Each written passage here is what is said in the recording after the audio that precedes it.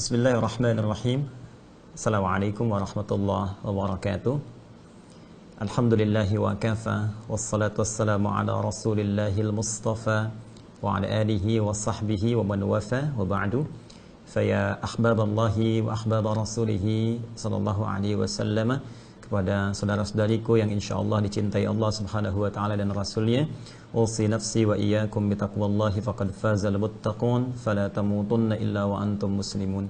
Mengawali jumpa kita saat ini, saya berpesan dengan kuat agar kita semua mencoba meningkatkan takwa kepada Allah Subhanahu wa taala semampu kita, dan jangan sampai kita wafat kecuali dalam keadaan hamba yang tunduk patuh kepada Allah. Wa qala ta'ala, Allah mengingatkan kepada kita semua, dan selalu juga diingatkan oleh Rasulullah sallallahu alaihi wasallam setidaknya sekali dalam sepekan dalam setiap kesempatan Jumat atau bahkan ta'limnya, menyitir Quran surah ketiga Ali Imran ayat ke-102. Ya ayyuhalladzina amanu, hai seluruh orang-orang yang telah menyatakan dirinya beriman kepada Allah Subhanahu wa taala. Siapapun kalian, kata Allah, lelaki, perempuan, besar, kecil, tua dan muda, ittaqullaha haqqa tuqatih. Tingkatkan selalu takwamu kepada Allah Subhanahu wa taala dengan mencoba menjalankan segala perintahnya, menjauhi larangan-larangannya, memaksimalkan semua ibadah yang mampu kita kerjakan dengan sesungguhnya, dengan serius, dengan sebenar-benarnya. Wala tamutunna illa wa antum muslimun, dan jangan sampai kita wafat kecuali dalam keadaan sebagai muslim yang tunduk, patuh dan taat kepada Allah Subhanahu wa taala.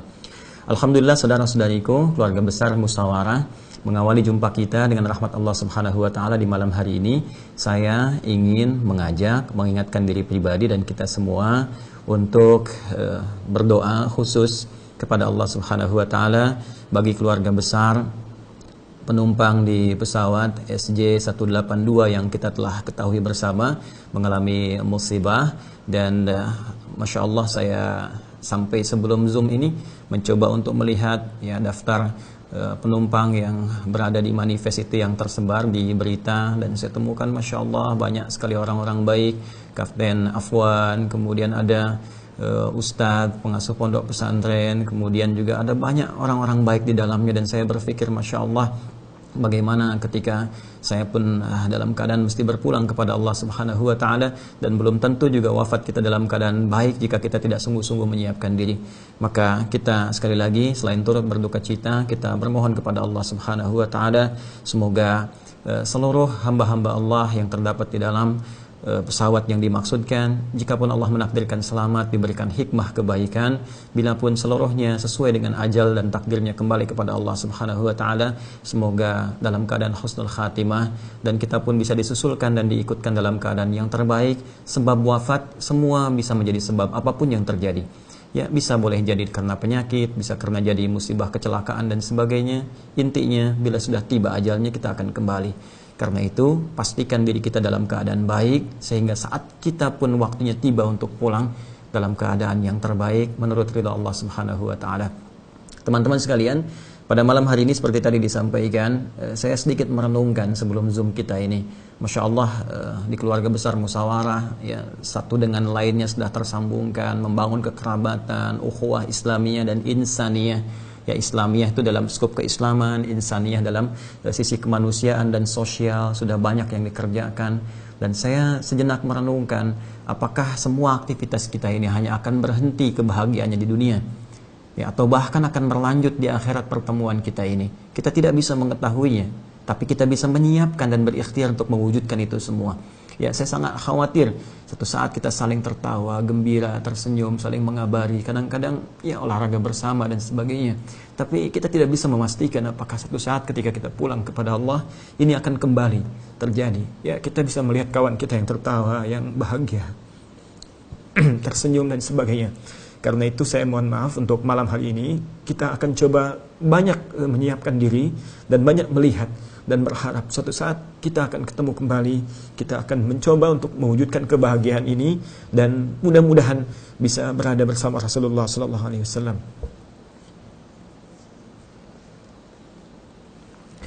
Baik, kita akan mulai pedomannya dari Al-Quran, karena Al-Quran jelas firman Allah Subhanahu wa ta'ala. Allah yang menciptakan kita, Allah yang maha tahu tentang kita, Allah yang maha memahami seluruh aktivitas kita, dari kita sebelum hadir di muka bumi sampai kita kembali kepada Allah Subhanahu wa ta'ala. Saya sering memberikan logika yang sangat sederhana teman-teman sekalian. Ya, orang-orang yang handphonenya misalnya rusak saja, dia akan kembali kepada kantor handphone yang mengerti tentang handphone untuk mencoba memperbaiki handphonenya. Ya, orang yang kendaraannya rusak, dia akan mencoba datang misalnya ke dealer atau bengkel tertentu untuk memperbaiki keadaan mobilnya atau kendaraannya supaya kembali beraktivitas normal. Ya, atau bahkan pembuat game-game tertentu, dia mengerti bagaimana jalannya, kalau rusak bagaimana kembalinya, bagaimana pedoman menjalankannya dan sebagainya. Ini aspek dunia. Tapi logika ini harus kita gunakan dengan jernih pada setiap dasar kehidupan kita, termasuk dalam hal berkehidupan beragama. Ya, bahwa kita manusia sudah mengerti, sudah paham bahwa kita memiliki pencipta, ya, dan kita tetapkan pencipta kita Allah Subhanahu wa taala dengan syahadat kita, asyhadu an la ilaha illallah wa asyhadu anna muhammadar rasulullah. Kita belajar mengetahui, mendalami kenapa kita memilih Islam, alasannya apa, logikanya apa, kenapa kita menetapkan Allah sebagai Tuhan. Dengan semua keyakinan itu kita kemudian menyembahnya. Tapi jangan dilupakan teman-teman sekalian, menyembah Allah artinya mematuhi seluruh ketentuan yang telah Allah tetapkan dalam kehidupan. Baik aspek ibadah, wujudnya ritual, sholatkah itu, puasakah itu, haji, umrahkah, dan sejenisnya yang berbentuk ibadah ritual. Ataupun dalam konteks kehidupan sosial, ya bagaimana interaksi kita dengan orang tua kita, istri, suami, anak-anak, kerabat, tetangga, dengan sesama muslim, dengan non-muslim, dan sebagainya. Dan seluruh ketentuan itu disebut dengan hudan namanya. Hudan ini Allah berikan sejak manusia pertama Adam alaihissalam bertugas di muka bumi. Ketika Allah mulai turunkan ke bumi bersama Sayyidah Hawa alaihissalam, maka Allah firmankan bersamaan dengan itu yang diabadikan keterangan ini di Al-Quran surah kedua Al-Baqarah di ayat ke-38. Ya, kalau Anda punya mushaf standar di paling kanan sebelah atas di mushaf, Allah berfirman, "Qul nahbitu minha jami'a, ya, fa imma ya'tiyannakum minni huda. فَمَنْ تَبِعَ هُدَايَ فَلَا خَوْفٌ عَلَيْهِمْ وَلَا هُمْ يَحْزَنُونَ قُلْ نَهْبِطُوا مِنْهَا جَمِيعًا." Sekarang telah tiba waktunya kalian semua, kata Allah, saya perintahkan dengan segenap keagunganku, turun kalian semua ke muka bumi untuk memulai aktivitas sebagai khalifah Allah di bumi. Karena tugas manusia saat diciptakan, tugasnya di bumi, bukan di langit. Ya, tempat pulangnya ke langit, tempat kembalinya di surga. Jadi kita ini dengan izin Allah, kita tuh makhluk surga. Jangan sampai kita nggak pernah pulang ke rumah kita. Tempat kita di surga, tempat mula Adam trading itu di surga. Tapi kita harus punya tugas dulu di bumi, sehingga kita nanti sampai kembali kepada Allah, membawa bekal kita, kunci surga kita. Ya, kunci untuk mendapatkan rahmat Allah Subhanahu wa taala. Setelah kemudian Allah firmankan di Quran surah kedua ayat 30, "Wa idz qala rabbuka lil malaikati inni ja'ilun fil ardi", bukan fis sama. Ya, ketika kami Muhammad SAW Rabbu berfirman kepada para malaikat dan sementara jin yang ada pada saat itu, ya, bahwa tugas manusia yang diciptakan ini akan kami tugaskan di bumi sebagai khalifah, pemakmur bumi, generasi yang saling menggantikan, pembawa manfaat, ya, orang-orang yang akan menyukseskan kehidupannya dan mendapatkan rahmat Allah Subhanahu wa taala. Baik, singkatnya bersamaan dengan turunnya itu, kata Allah, kami sertakan pedoman kehidupan disebut dengan hudan.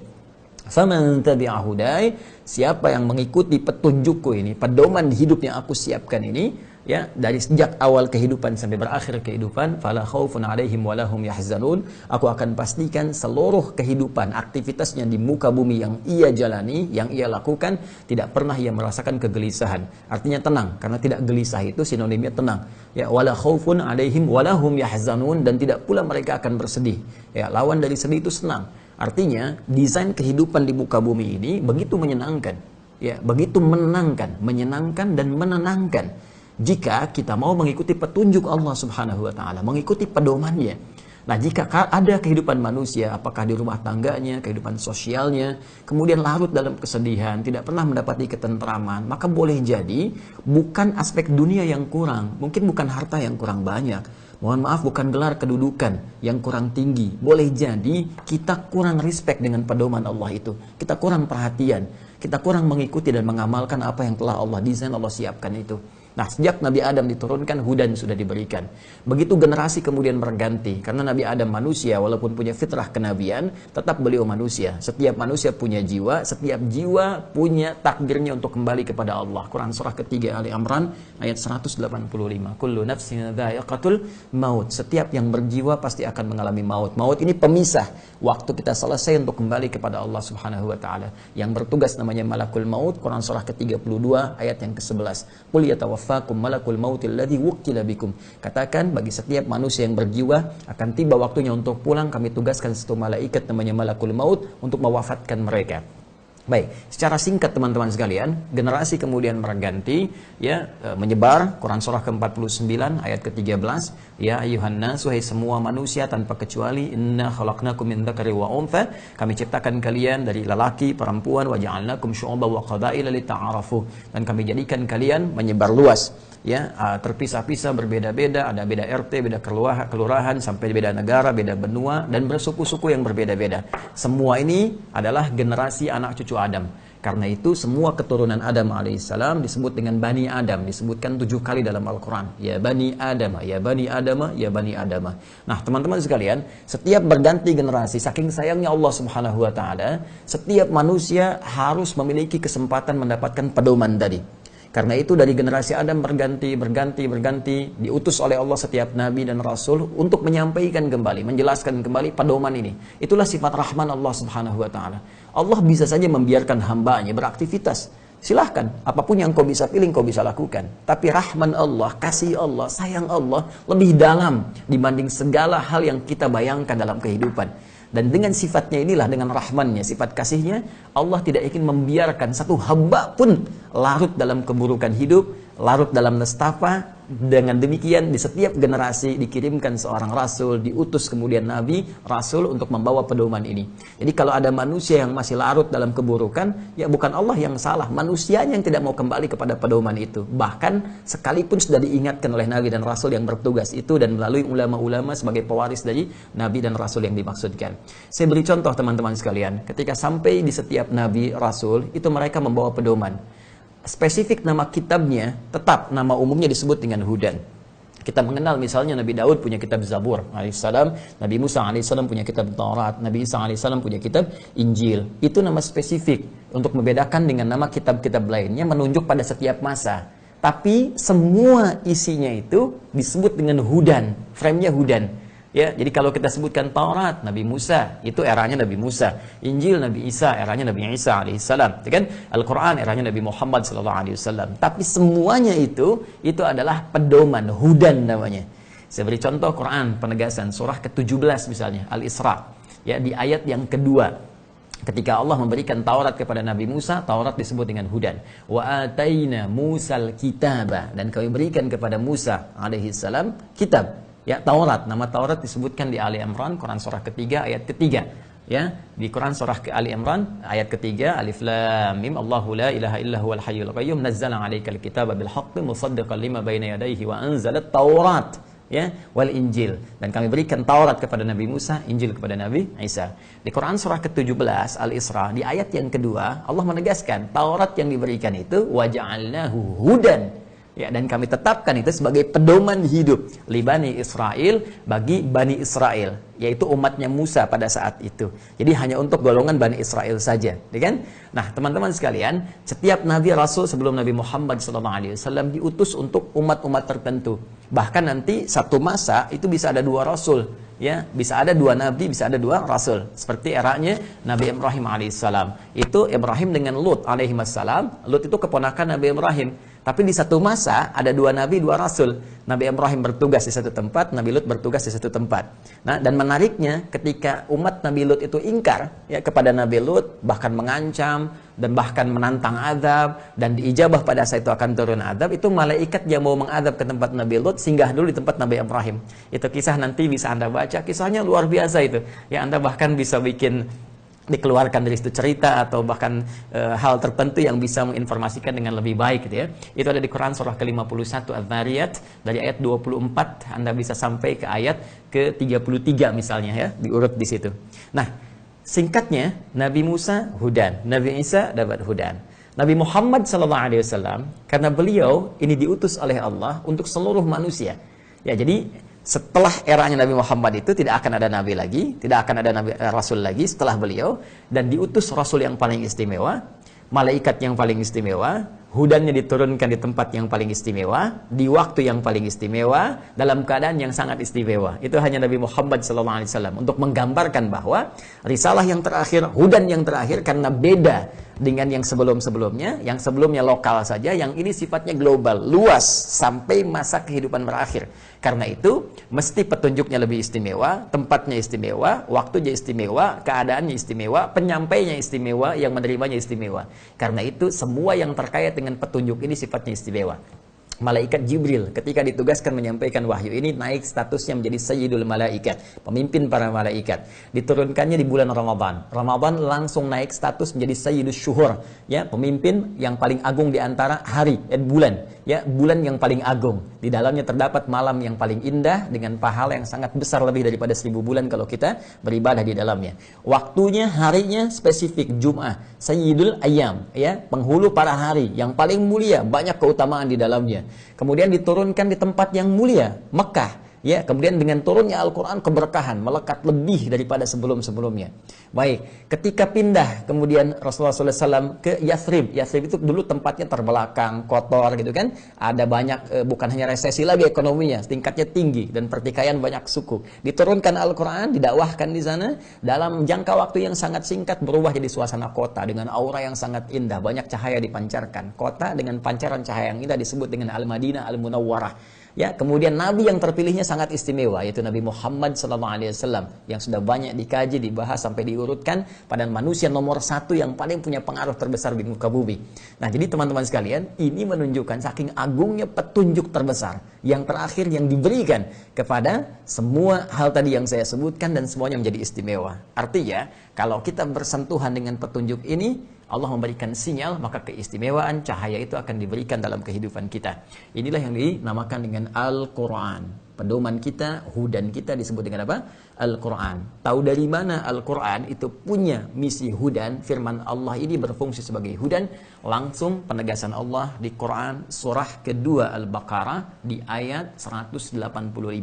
Allah berfirman, Syahrul Ramadan alladzi unzila fihi al-Quran. Di bulan Ramadan yang istimewa itu, yang kalian menunaikan puasa dengan banyak kemudian pahala dan keutamaan di dalamnya, saat itulah diturunkan Al-Quran, ya. Hudal linnas. Apa fungsi Al-Quran? Apa peran Al-Quran? Yang sangat besar istimewa itu, saking besar dan agungnya, diberikan segala keutamaan. Kata Allah, hudan. Al-Quran ini adalah pedoman hidup. Ya, untuk siapa? Bukan kalangan tertentu, umat tertentu, tapi linnas, untuk semua manusia tanpa kecuali. Disebutkan 241 kali dalam Al-Quran kata annas, dan menunjuk seluruh manusia, kalangan tanpa batas, tanpa kecuali. Jadi sejak Al-Quran diturunkan itu, sampai kehidupan berakhir bagi setiap manusia yang pernah hidup di bumi, Al-Quran adalah pedoman kehidupan. Betapa masa berganti, era berubah, tempat tidak sama, tapi seluruh pedoman Al-Quran akan sesuai di setiap masanya. Itu diantara mu'jizat Al-Quran yang membenarkan risalah Islam. Jadi kalau Anda ingin tahu diantaranya apa buktinya kebenaran agama Islam, salah satunya bisa dicek melalui kitabnya. Jadi 3 dasar untuk mengecek kebenaran satu agama. 1 adalah tentang konsep ketuhanannya, yang kedua konsep ibadahnya, yang ketiga konsep tentang kitab, pedoman, referensi keberagamaannya. Al-Quran, Masya Allah, sampai kapanpun akan selalu aktual, faktual, tajam, terpercaya, digunakan sebagai bagian pedoman kehidupan. Apa yang pernah terjadi di masa Nabi, pedomannya tetap bisa kita gunakan sampai dengan saat ini, sampai kapanpun, sampai kehidupan berakhir.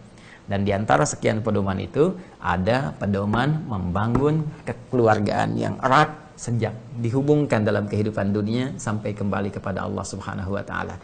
Itu yang coba kita akan keluarkan di kesempatan malam hari ini. Nah, jadi ini mukaddimah. Baru sekarang kita mulai, ya. Baik teman-teman, bismillah.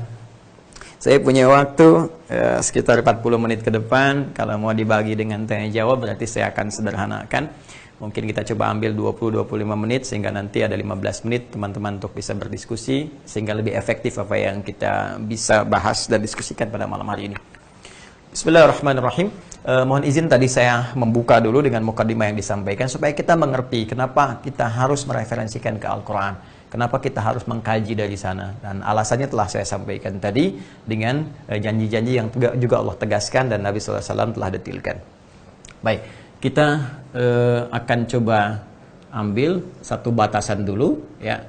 dalam Al-Quran tentang konsep ya keluarga surgawi lah ya. Kita coba turunkan seperti ini.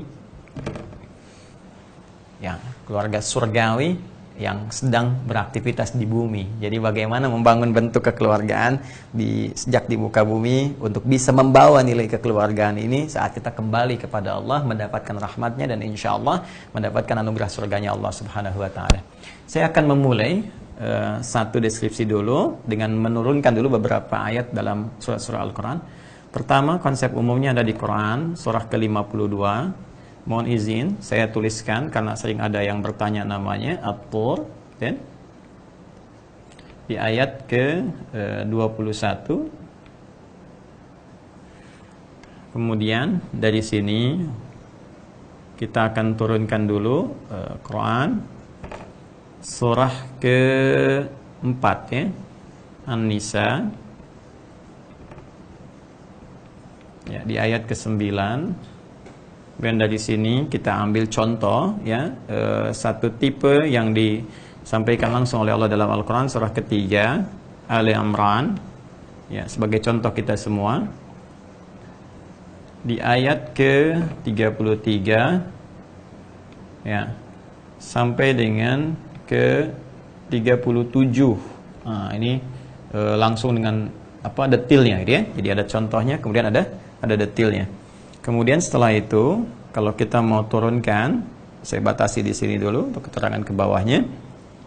Ada yang diantara paling istimewa itu, ada yang Quran surah ke-13, Ar-Ra'd, ya, Ar-Ra'd, di ayat ke-23 sampai dengan 24. Jadi saya turunkan yang paling istimewa. Beberapa detail nanti saya coba uraikan kembali supaya jadi pilihan bagi kita bersama. Tapi saya coba turunkan yang ini dan mengingat tadi Mas Ferdi Hasan menginformasikan tentang program keluarga besar musyawarah, gitu ya, untuk membangun satu program besar yang diharapkan jadi investasi bekal dunia untuk menuju kehidupan akhirat. Nah, ini saya turunkan langsung apa keistimewaannya sehingga dengan itu kita mendapatkan sesuatu yang lebih. Ya, detailnya nanti ada di Quran surah kaitan dengan ini.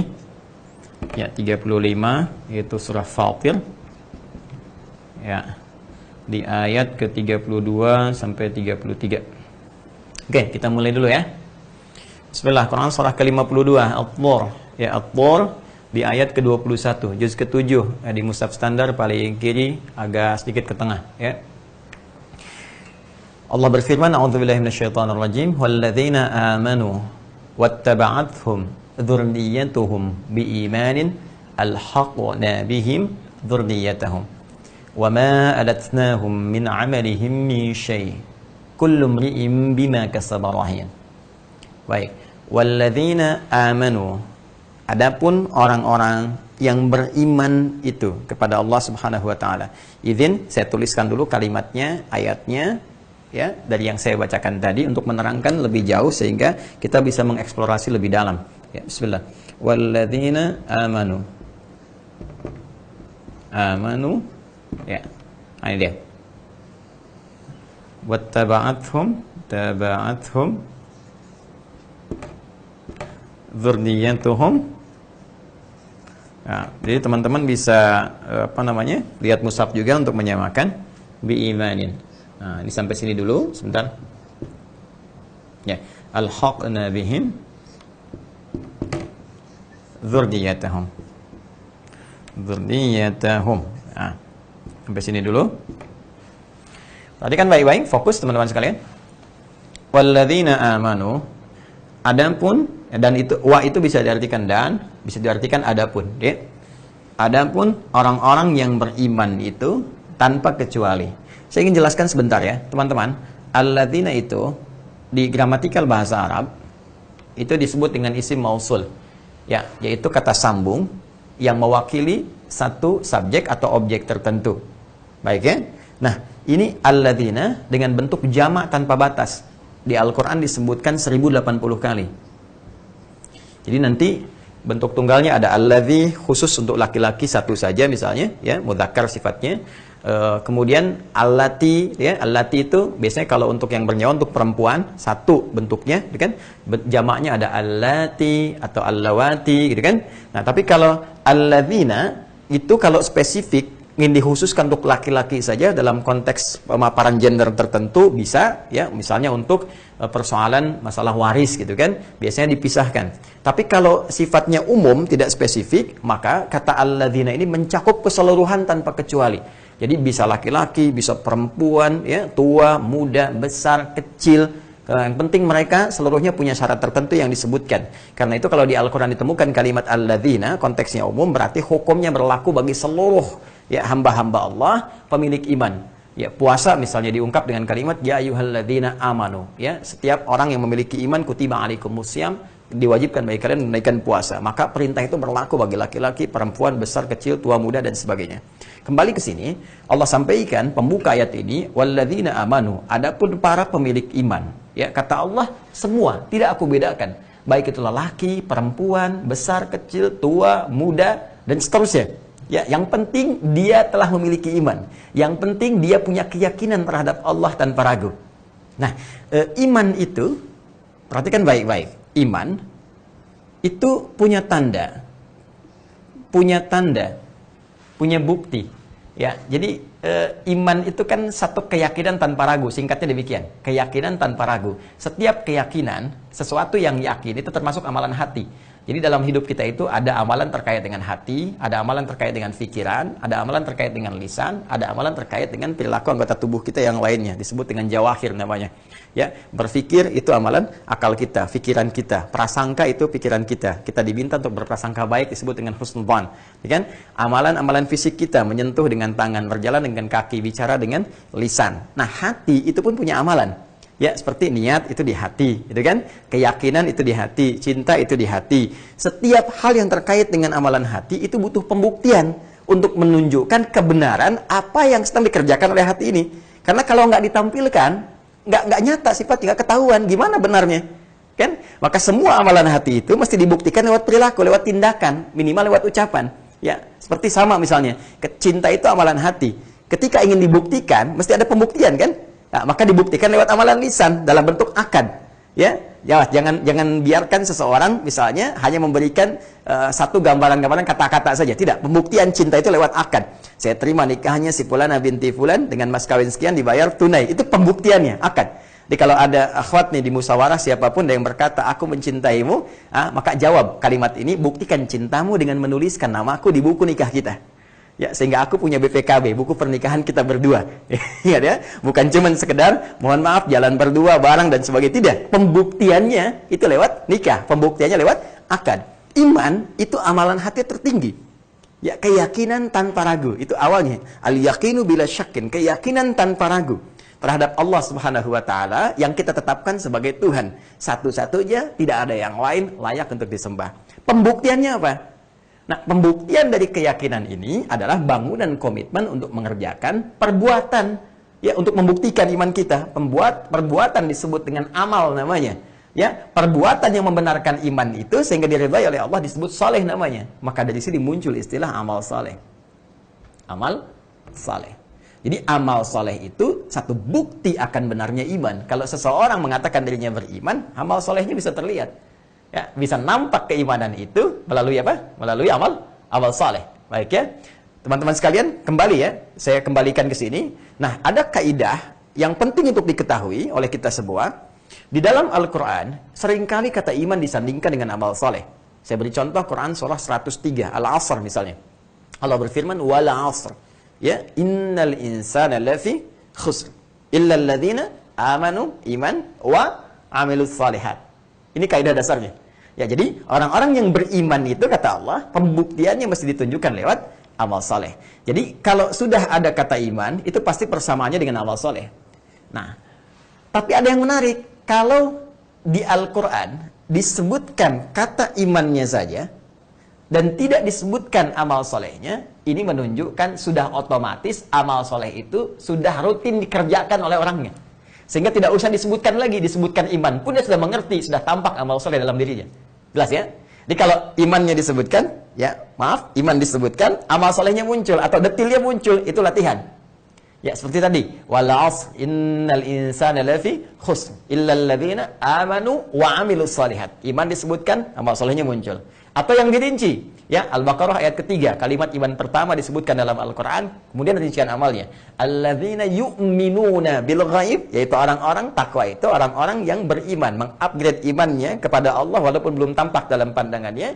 Lalu dia buktikan iman itu wa yuqimunas shalah, dengan mengerjakan amal soleh. Apa detailnya? Salat. Wa mimma razaqnahum yunfiqun, infaq. Walladzina yu'minuna bima unzila ilaik, berinteraksi dengan Al-Quran. Demikian selanjutnya. Sampai wabil akhirati hum yuqinun, ini dia. Dan ini semua dia kerjakan, keyakinan kuat akan pertanggungjawaban dia saat pulang ke akhirat nanti.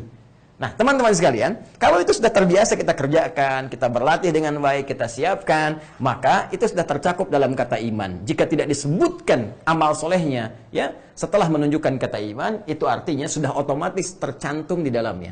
Seperti di Quran surah At-Tur ini, surah ke-52, ayat 21, juz ke-27 di dalam Al-Quran. Ya, tadi ada saya sebutkan juz 7 ya, juz 27 ya, di dalam Al-Quran.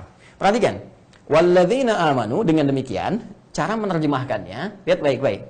Walladzina amanu, adapun orang-orang yang punya iman itu dan terbiasa membuktikan imannya dengan mengerjakan amal saleh. Oke? Terbiasa membuktikan imannya dengan mengerjakan amal saleh. Ya, secara singkat, amal saleh itu dibagi dua saja, ya. Ada hubungan dengan Allah Subhanahu wa taala, ya. Baik, saya tarik garis. Nah, garis tali dalam bahasa Arab disebut hablun. Hablun itu tali, ya. Tali yang menyambungkan gitu ya. Atau kita ambil garis, saya sutur. Hablun, garis atau tali. Ya. Hubungan kita yang menautkan kita dengan Allah, untuk merekatkan kita dengan Allah Subhanahu wa taala. Maka muncul istilah hablum min Allah secara vertikal. Ya, bentuknya ibadah ritual. Baik. Seperti tadi yang saya sebutkan, salat ibadah ritual. Ya, jadi untuk membuktikan keimanan kita, maka salah satunya cek dalam salatnya. Ya, makanya panggilan salat itu langsung disebutkan oleh Allah dalam Al-Quran, di antara panggilan yang bisa mengecek keimanan seseorang, apakah masih ada dalam hatinya atau tidak. Ya, buka Quran surah ke-8 Al-Anfal. Ya, di ayat yang kedua. Quran surah ke-8 Al-Anfal di ayat keberapa? Kedua. Ya, kata Allah langsung tegas mengatakan, innamal mu'minuna alladzina idza dzukirallahu wajilat qulubuhum. Masya Allah. Ya, sungguh orang-orang yang beriman sejati itu, imannya benar itu, bisa Anda cek, bisa Anda ketahui melalui kata Allah cara berikut. Ya, idza dzukirallahu wajilat qulubuhum. Jika disebutkan nama Allah Subhanahu wa taala, maka ada getaran dalam jiwanya. Ya, tadi saya katakan, kan iman itu kan persoalan keyakinan itu di hati, di jiwanya. Ada getaran dalam hati ya, di jiwanya. Ya, qalbun itu jiwa, hati, kan? Tempat roh kita, tempat jiwa kita. Ya, idza dzukirallahu wajilat qulubuhum. Ada getaran dalam hatinya. Nah, bagaimana Allah memberikan pengecekan kepada kita untuk melihat di hati kita masih ada iman atau tidak? Maka disebutkanlah nama Allah dalam sehari itu 5 kali. Di setiap pergantian waktu, agar kita bisa mengetes setiap waktu itu iman kita masih ada enggak dalam sehari. Ya, misalnya subuh berganti ke siang. Siang iman ada enggak? Ya, jangan-jangan mohon maaf, ada pagi beriman, siang kufur. Sore beriman, malam kufur, kan? Siang berganti ke sore, masih ada iman nggak? Sore berganti ke, misalnya mau habis sore, masuk ke awal malam, ya, maghrib, terbenam matahari, masih ada iman nggak? Ya, sampai tenggelam, kemudian hilang, gelap, berhenti aktivitas, kita kemudian dicek lagi, ya, masih ada iman nggak? Isya namanya. Maka subuh, zuhur, asar, maghrib, isya, itu dicek, diperdengarkan nama Allah, setidaknya untuk mengecek di jiwa kita, imannya masih ada nggak? Ya, makanya diperdengarkan ke telinga kita, ke pendengaran kita. Telinga, pendengaran dalam bahasa Arab disebut dengan udhun namanya. Jamaknya disebut dengan adzan. Adzan. Jadi adzan bukan sekedar panggilan, tapi adalah panggilan untuk meresapkan ke dalam setiap telinga hamba yang masih punya pendengaran untuk ditembuskan pada jiwanya dan mengecek masih adakah titik iman dalam jiwanya. Ya, bukankah kalimat pertama adzan disebutkan dengan kalimat Allah, Allahu Akbar, Allahu Akbar.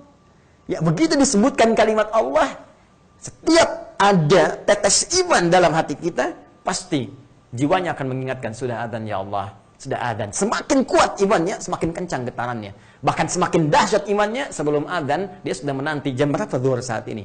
Ada yang dahsyat, belum tiba subuh, dia sudah ngecek. Padahal baru selesai sholat subuh, besoknya sudah ngecek lagi, subuh besok jam berapa ya. Masya Allah, luar biasa. Ya. Nah, ini teman-teman sekalian. Ya, ini untuk mengeceknya. Jadi kaitannya dengan tadi, ibadah Allah turunkan kemudian bentuk ibadah ritual untuk mengecek keimanan kita. Selanjutnya ada ibadah yang terkait dengan hubungan kita dengan makhluk. Ya, khususnya dengan manusia sekitaran kita, itu disebut dengan an-nas tadi yang saya sebutkan. Jadi ada istilah hablum minan nas. Hubungan dengan orang tua, ya kan? Hubungan dengan, mohon maaf sekali, pasangan hidup kita, anak-anak kita, tetangga kita, kerabat kita, dan perangkat-perangkat kehidupan yang mengatur interaksi sosial kita. Itu disebut dengan hablum minan nas. Dan di Al-Quran, petunjuk semua itu ada mengatur. Dan detailnya di hadis-hadis Nabi SAW. Demi Allah saya katakan, saya pernah perbandingkan dengan semua keyakinan yang ada di muka bumi sampai dengan saat ini. Hanya Islam yang tegas dan detail mengatur setiap hubungan ini dengan sempurna. Ini membuktikan bahwa Islam itu bukan buatan manusia. Islam itu wahyu, Islam itu petunjuk dari Allah Subhanahu wa taala. Di mana ada seorang manusia tinggal dari satu tempat yang sangat terbelakang, jauh dari peradaban, tertinggal, banyak konflik di dalamnya dan sebagainya, bisa menghadirkan satu pedoman yang sifatnya bisa abadi di setiap zaman. Dan dahsyatnya teman-teman sekalian, punya karakteristik yang tidak ditemukan dalam petunjuk manapun. Cuma Al-Quran. Cuma Al-Quran, sampai detil saat ini. Dan bisa menyampaikan kepada kita petunjuk beraktivitas dari bangun tidur sampai tidur lagi. Petunjuk itu yang disederhanakan oleh para ulama dalam bentuk doa. Doa itu bukan bacaan formalitas semata supaya kegiatan jadi ibadah. Tapi di dalamnya, pemaknaannya, ada hikmah, ada pedoman, petunjuk. Silahkan cek. Kita itu baru bangun tidur, sudah ada doanya. Silahkan. Ya, bangun tidur, ada doanya. Kemudian kita masuk toilet, ada doanya. Kakinya diatur, mana yang masuk, mana yang keluar. Doa masuk, doa keluar beda. Berpakaian, ada doanya. Bukan sekedar sholat. Makan, ada doanya. Bekerja, ada doanya. Semua ada aturannya sampai tidur lagi. Itu keindahannya. Nah, sekarang persoalannya, orang-orang yang disebut oleh Al-Quran, orang-orang beriman dengan iman yang sejati ini akan nampak dari kebiasaan amal solehnya. Bagaimana sholatnya? Ya, saya mengecek statusnya Kapten Afwan yang tersebar juga. Masya Allah, setinggi-tingginya aku terbang, tidak akan pernah aku bisa mencapai surga kalau aku meninggalkan sholat 5 waktu. Setinggi-tingginya aku terbang. Ya, menerbangkan pesawat selama 10 tahun kurang lebih beliau, dan Masya Allah solehnya menjaga pandangannya, peci haji yang beliau kenakan, ya, donatur bagi satu pesantren, bagi satu masjid di Cibinong, dan sangat luar biasa. Membuat status setinggi-tingginya aku terbang, tidak akan pernah mencapai surga selama aku meninggalkan sholat 5 waktu. Itu sangat luar biasa. Jadi ini teman-teman sekalian, cek sholatnya, cek hubungan kita dengan orang tua. Ya, jangan-jangan sholatnya rajin dengan orang tua, masalah tidak selesai. Cek dengan pasangan hidup, dengan anak-anak, dengan keluarga dan sebagainya. Ini adalah ciri orang-orang yang punya iman sejati. Nah, secara singkat, saya ingin cepat sekali. Jika dipelihara keimanan ini oleh setiap kita.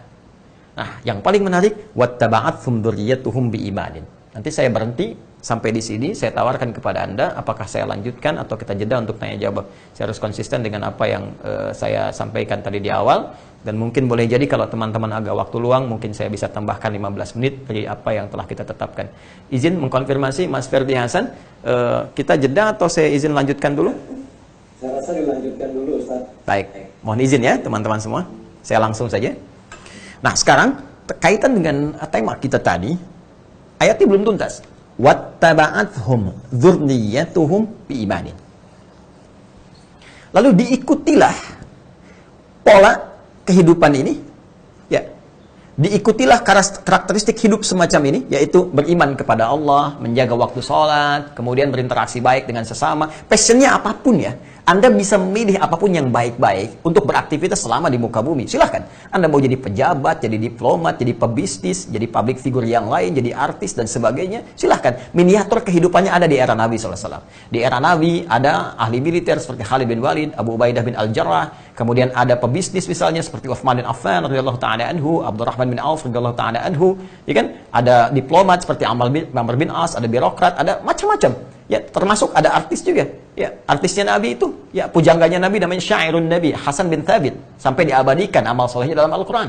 Di Quran surah ke-7 itu, di Al-A'raf, teman-teman sekalian, di penghujung, di ayatnya, Allah memberikan pujian kepada Hasan bin Thabit yang membela Nabi SAW dengan karya-karyanya. Nah, saya mau kembali ke sini. Jadi apapun kita, konsisten beramal soleh, menariknya, wattaba'athum dzurriyyatuhum biimanin. Ini, pola hidup ini bisa diikuti oleh semua keturunan keluarga besar yang terkait dengan tadi, orang beriman tadi. Ya, dzurriyah itu semua keturunan keluarga keturunan yang turun terus ke bawah sampai habis. Ya, kalau kita sering ungkapkan anak cucu. Ya, misal si fulan A punya anak, anaknya punya anak lagi, punya anak lagi, punya anak lagi, sampai selesai keturunan, sampai kehidupan berakhir. Itu disebut dengan dzurriyah namanya. Ya, kalau anak langsung, ya anak, saya misalnya punya anak Muhammad Hafizul Quran, itu disebut walad. Ya, kalau anaknya lebih daripada 1, 2, 3 disebut dengan aulad. Ya, aulad.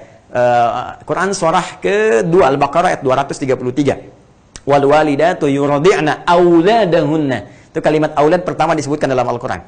Para ibu yang baru melahirkan itu, ya silahkan fokus saja untuk memberikan ASI kepada anak yang baru dilahirkannya itu.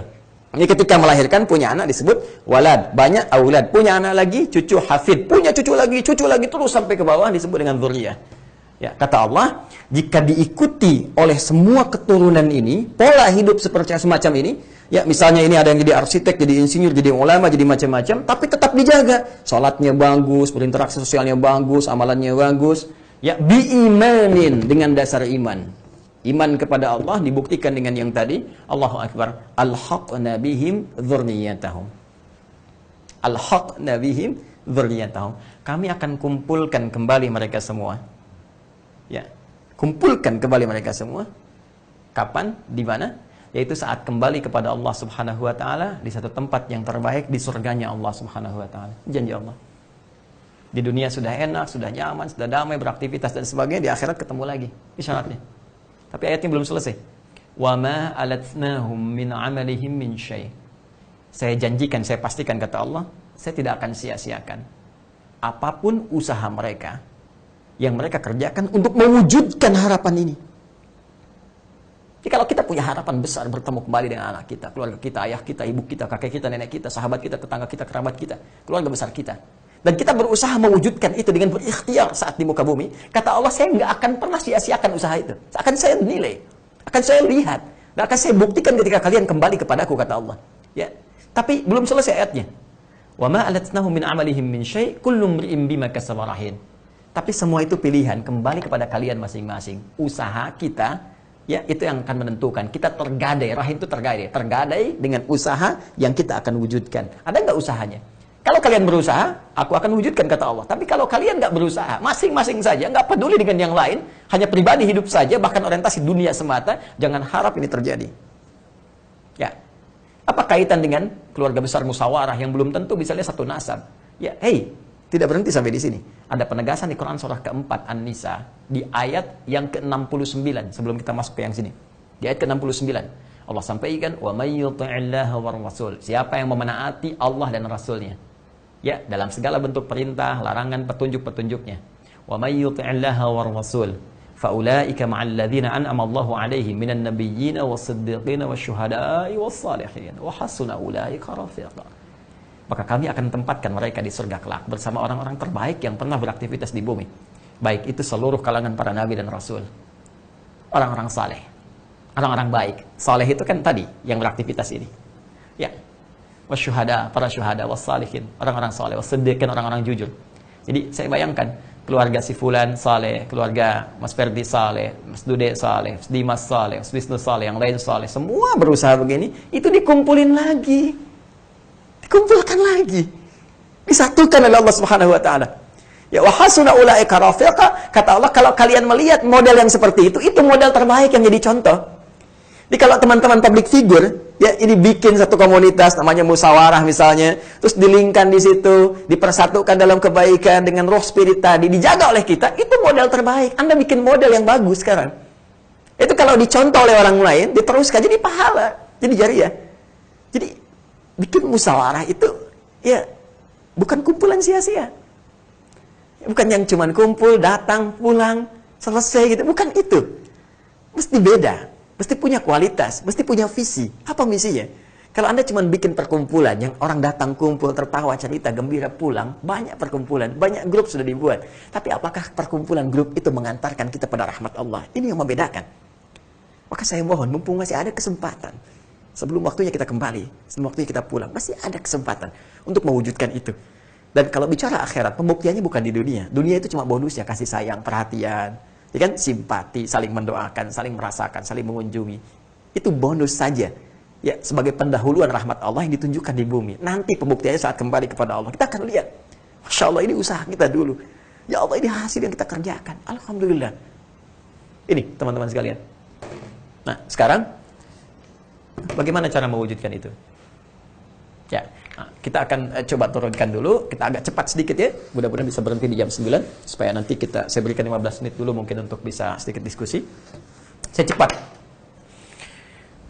1, Quran surah keempat An-Nisa ayat 9, ya paling kiri sebelah atas di mushaf. Wal yakhshal ladzina law taraku min khalfihim dzurriyyatan dhi'afa khafu 'alaihim falyattaqullaha wal yaqulu qawlan sadida. Baik. Wal yakhshal ladzina law taraku min khalfihim dzurriyyatan dhi'afa. Dzurriyyah muncul lagi seperti yang tadi telah saya terangkan. Kata Allah, hendaklah para orang tua merasa khawatir, merasa takut, kan?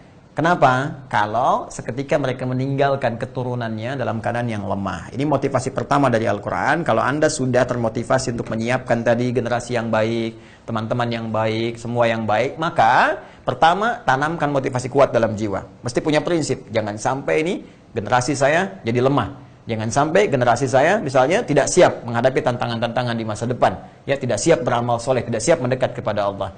Kemudian yang paling menarik, apa yang dimaksud ditinggalkan dalam keadaan lemah ini? Para ulama sepakat dalam beberapa aspek yang sangat penting. 1, lemah iman. Kalau sudah imannya lemah, pasti amal solehnya lemah. Hati-hati ya. Ada ajakan sedikit meninggalkan sholat, ada tawaran sedikit hanya mengatakan aku cinta padamu, tiba-tiba meninggalkan imannya, menanggalkan imannya. Begitu pulang cinta itu tidak menolong, ya kan? Balik lagi, pengetahuan, ilmu, ya kan? Kemudian harta. Ini 3 hal yang pokok dalam kehidupan. Jangan sampai kita meninggalkan keadaan keluarga kita lemah iman, anak lemah iman, lemah amal solehnya, cucu dan sebagainya, lemah pengetahuan, ya mohon maaf, lemah bacanya, lemah mengkajinya sehingga tertinggal dalam peradaban, lemah harta sehingga menjadi peminta-minta dalam kehidupan, dan karena lemah harta itu diperbudak oleh keadaan. Ya, maka orang Islam itu mesti kaya. Mesti kaya itu harus untuk kita lakukan kalau pilihan hidup kita untuk beramal dari situ, supaya bisa zakat, kan? Bisa infak dan sebagainya. Ya, minimal harta yang cukup membuat kita untuk bisa beramal soleh, mendekat kepada Allah. Ya, tesnya bisa beda-beda, ukuran kaya bisa relatif. Ya, bagi Bilal kaya itu saat saya bisa makan cukup saya bisa adzan. Bagi Ali kaya itu cukup bagi saya untuk bisa mengajar. Bagi Utsman, bagi Abdurrahman bin Auf kaya itu supaya saya bisa berderma, bersedekah, supaya saya bisa cari surga dengan amalan harta saya. Ya, ini yang kita kumpulkan, ilmu, iman, ilmu, ya, kemudian harta. Jangan sampai ini lemah dalam kehidupan kita. Nah, termasuk di teman-teman di musyawarah pun, kalau kita mau kembali kepada konsep tadi, jangan sampai ini lemah. Iman dicas lagi, pertemuan tuh mesti ada nilainya. Teman-teman kumpul, saling kunjungi, apa ini mencas iman seperti apa, sesuai semangat amal solehnya. Ilmu tambah, jangan sampai iman kuat, ilmu lemah. Ya semangat, kita beramal, besoknya sholat subuh 3 rakaat, kan? Ya, tidak juga gitu ya, mesti ada ilmunya. Dan harta, kegiatan-kegiatan apa yang positif dikumpulkan, tapi benar caranya untuk bisa kemudian digunakan sebagai amal saleh. Kemudian falyattaqullah, semua ini bagian dari takwa kepada Allah. Dan takwa inilah kunci utama untuk mendapatkan rahmat Allah. Cek silahkan dalam Al-Quran, semua amal saleh termasuk surga itu selalu disandingkan dengan kalimat takwa. Ya, iman, sholat, semua ujungnya takwa. Ya, dzalikal kitabul la raiba fi hudal lil muttaqin. Siapa muttaqin orang takwa itu? Alladzina yu'minuna bil ghaib, iman, wa yuqimunas shalah, salat. Itu semua amalan-amalan. Wa mimma razaqnahum yunfiqun. Puasa, ujungnya takwa. Ya ayyuhalladzina amanu kutiba alaikumusiyam kama kutiba alal ladzina min qablikum la'allakum tattaqun. Haji, umrah, takwa juga. Al-Baqarah 197. Al-hajju asyhurun ma'lumat, faman farada fihinna al-hajj fala rafatha wala fusuqa wala jidala fil hajj. Wa ma taf'alu min khairin ya'lamuhu Allah. Wa tazawwadu fa inna khairaz zadi taqwa. Puncaknya surga. Ya, surga disiapkan bagi siapa? Orang takwa. Ya, innal muttaqina fi jannati wa 'uyun, innal muttaqina fi jannatin wa na'im. Ya, wasari'u ila maghfiratin min rabbikum wa jannatin 'arduha samawati wal ardu 'iddat lil muttaqin. Semua takwa. Dan ketika Allah menyebutkan penguatan iman, penguatan ilmu, penguatan harta dalam rangka beramal saleh, ini bagian dari ketakwaan. Waliyattaqullaha wal yaqulu qawlan sadida. Bertakwalah kepada Allah Subhanahu wa taala, ini amalan bagian dari takwa kata Allah. Dan katakan dengan benar, kuatkan pada diri kita, berkata dengan jujur, dengan benar, ya, bahwa kita perlu ini. Jujur aja pada diri kita perlu iman. Kalau enggak lemah jiwa kita, jujur pada diri kita perlu ilmu. Jujur pada diri kita perlu harta. Maka cara memperolehnya gunakan petunjuk Allah. Dan ini bagian dari takwa kita kepada Allah Subhanahu wa taala. Dengan cepat, kalau saya ingin kemudian mengolah ini semua sesuai petunjuk Allah, bagaimana caranya? Dan sekeluarga ingin seperti itu, bagaimana menyiapkannya? Karena konteksnya kekeluargaan. Maka dibuatlah, ditunjukkan langsung oleh Allah satu model khusus, tipe yang sangat luar biasa. Ya, Quran surah ketiga, Ali Imran ayat 33 sampai 37. Saya cepat. Mas Ferdi izin, saya sudah sampai pada janji saya. Apakah kita berhenti atau kita berdialog dulu? Sepertinya lanjut dulu Ustaz. Sepertinya lanjut. Baik. Alhamdulillah. Yang penting ada diksi yang berbeda. Yang pertama rasanya kita lanjutkan, yang kedua sepertinya kita lanjutkan. Oke, baik, kita teruskan dulu ya teman-teman, izin ya. Gak apa-apa kan kalau ada waktu luang, kalau misalnya ada sibuk atau apa, gak apa-apa. Nanti teman-teman kerjakan kesibukan dulu, nanti bisa disambungkan kembali. Yuk kita lanjut, bismillah. Quran surah ketiga Ali Imran ayat 33 sampai 37. Al. Artinya al keluarga kan? Ya. Al itu keluarga. Keluarga itu setidaknya ada 4 nama ya dalam bahasa Arab teman-teman sekalian. 4 nama. Ada alun, kan? Ada ahlun. Pernah dengar istilah ahlul bait kan? Keluarga juga. Kemudian ada ailatun, ailah, keluarga. Dan ada usrah, keluarga. Ya. Ada alun, ada ahlun, ada ailah, ada usrah. Saya tidak akan bahas yang lainnya, saya akan fokus ke sini dulu ya supaya waktu kita bisa efektif. Kalau disebutkan al itu bukan sekedar keluarga, tapi keluarga dengan segenap keturunan. Ya, keturunan. Dan kerabat. Nah, ini yang menarik. Kerabat. Jadi kerabat itu dari bahasa Arab, korobah. Ini korobah. Ini banyak sekali ya dari bahasa Arab terambil itu. Korobah itu dari kata koruba, sifatnya disebut dengan korib. Sudah jadi bahasa Indonesia, karib, sahabat karib. Ya, yang dekat. Jadi kalau kita sebutkan kerabat bisa jadi dari garis famili misalnya. Ya kalau ayah misalnya punya saudara jadi paman kita, ya. Jadi uak kita misalnya. Ini keturunan ke bawah tentunya. Ada anak, ada cucu lah. Saya batasi sampai sini dulu. Tadi itu sampai ke bawah. Ada ke samping, misalnya ada paman, ada bibi. Bisa juga ada teman, karena kerabat itu bisa teman. Ya. Nah, ini al. Kita ambil contoh misalnya Fir'aun itu. Fir'aun disebutkan alnya. Ya, misalnya kalimat Fir'aun pertama di Quran surah kedua Al-Baqarah di ayat ke-49. Wa idz najjainakum min ali Fir'aun. Ada alnya. Wasumunakum su'al adzab. Ingatlah kalian, hei, kan umatnya Musa alaihi salam ketika kami selamatkan kalian dari kekejaman ya keluarga besar Firaun ini. Ya, siapa yang dimaksudkan? Ini kerabat-kerabatnya, koleganya dan sebagainya. Yang memang ada ramalan dari seorang dukun pada saat itu akan ada seorang yang melahirkan seorang anak laki-laki, jika lahir itu akan ya menghancurkan keluarga dan ke singgasana Firaun pada saat itu. Maka Firaun mengeluarkan dekret harus ada algojo yang mendampingi setiap ibu yang tengah mengandung, dilihat sampai melahirkan. Ketika dia melahirkan, kalau perempuan bebas hidup, kalau laki-laki langsung dieksekusi, ya di depan ibu yang baru melahirkannya, jatuhkan langsung eksekusi. Yudzabihuna abna'akum. Itu disebut oleh Al-Quran sebagai siksa yang paling kejam, siksa yang paling luar biasa. Ya, cuma maaf sekali, sekejam-kejamnya Fir'aun, dia tetap kejam, tetap buruk, tetap kejam, tetap buruk. Cuma sekejam-kejamnya dia, Fir'aun yang dilaknat oleh Allah itu, dijadikan contoh dalam kehidupan, diabadikan muminya sebagai hal yang buruk, ya, sekejam-kejamnya, dia nunggu lahiran, kalau perempuan bebas, laki-laki eksekusi. Manusia sekarang, belum lahir, sudah dieksekusi. Ada yang tega mengaborsi, belum lahir, dan dia nggak peduli mau laki-laki mau perempuan. Jadi kalau Al-Quran menyebut perbuatan Fir'aun sebagai siksa yang paling kejam, maka saya nggak bisa mencari kata lagi terhadap manusia yang tega menghabisi ya anak sebelum bahkan dilahirkan dengan tujuan yang buruk, bukan karena faktor-faktor medis yang dibenarkan oleh syariat. Ya, maaf, kembali ke sini, maka perbuatan mereka itu disebut dengan al, ya koleganya, kerabatnya, keluarga besar. Itu dalam konteks yang negatif.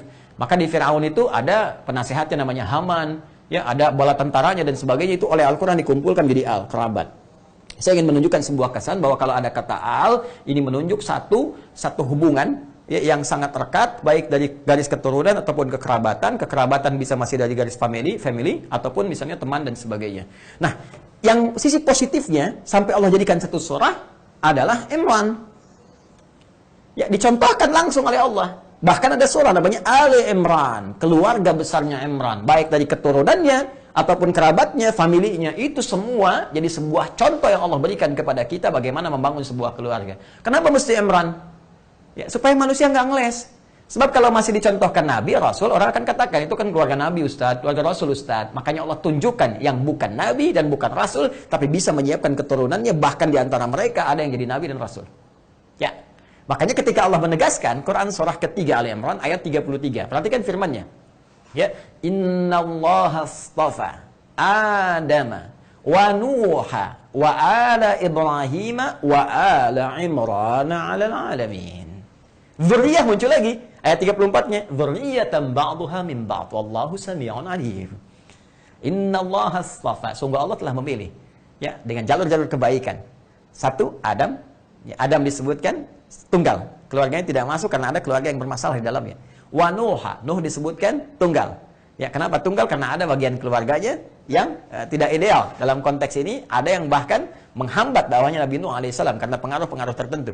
Kemudian ala Ibrahim, keluarga besar Nabi Ibrahim alaihissalam. Kenapa disebutkan al? Karena dari dua jalur, dua istri beliau, Sayyidah Sarah, ya dengan Sayyidah Hajar, keturunannya keduanya, ke bawahnya banyak melahirkan Nabi dan Rasul dan orang-orang soleh.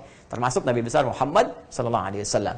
Nah, jadi kalau kita bicara keluarga besar Ibrahim alaihissalam, wajar itu Nabi, itu Rasul. Kan? Misal. Nah, tapi kalau ketika Allah menyampaikan wa ala Imran, keluarga besarnya Imran. Imran bukan Nabi, bukan Rasul.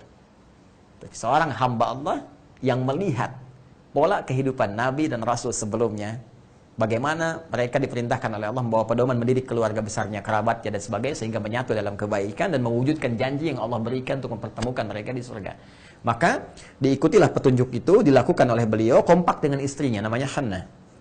Ya, Hannah. Imran dengan Hannah kompak dengan istrinya menyiapkan konsepsi tadi. Apa yang diteruskan oleh mereka? Mereka kemudian menyiapkan ya begitu sejak sebelum mohon maaf sekali, ya Hannah mengandung, melahirkan dan sebagainya, mereka sudah kompak. Keturunan kita mesti ikuti petunjuk Allah begini dan sebagainya. Maka dari sejak kemudian ada tanda-tanda mengandung, ya maka Hannah sudah bermohon kepada Allah Subhanahu wa taala. Di ayat ke-36-nya, "Idz qalat imra'atu Imran, rabbi inni nadhartu laka ma fi batni muharrara, fataqabbal minni." Ya Allah, aku bernazar kepadamu, aku siapkan jika nanti ada keturunanku ini ya Allah yang terlahir, aku siapkan untuk fokus dia beribadah ya Allah kepadamu ya Arhamar Rahimin, untuk dekat denganmu seperti yang engkau mintakan, kau perintahkan supaya menyiapkan anak-anak keturunan itu ya tidak jauh dari Allah Subhanahu wa taala dengan kekuatan iman yang tadi telah kita sampaikan. Nah, maka secara singkat lahirlah Maryam.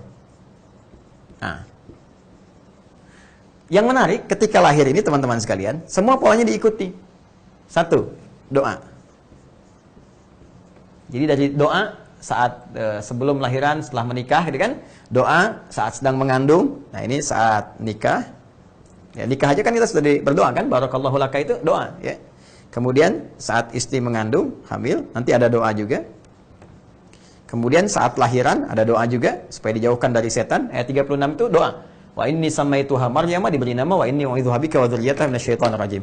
Setelah kemudian diberi nama, kemudian dirawat, kemudian 4 konsisten, istiqomah, konsisten nanti ada 9 tahap untuk menuju itu ya, konsis 1, konsis 2, konsis 3, konsis 4 sampai konsisten. Ya, fokus ini, lihat sini teman-teman sekalian, apa yang bisa kita ketahui dulu sebentar. Imran ini punya kolega juga. Siapa di antara koleganya? Zakaria, ya, Nabi Zakaria. Zakaria itu Nabi, Imran bukan Nabi, bukan Rasul, Hannah bukan Nabi, bukan Rasul, kan?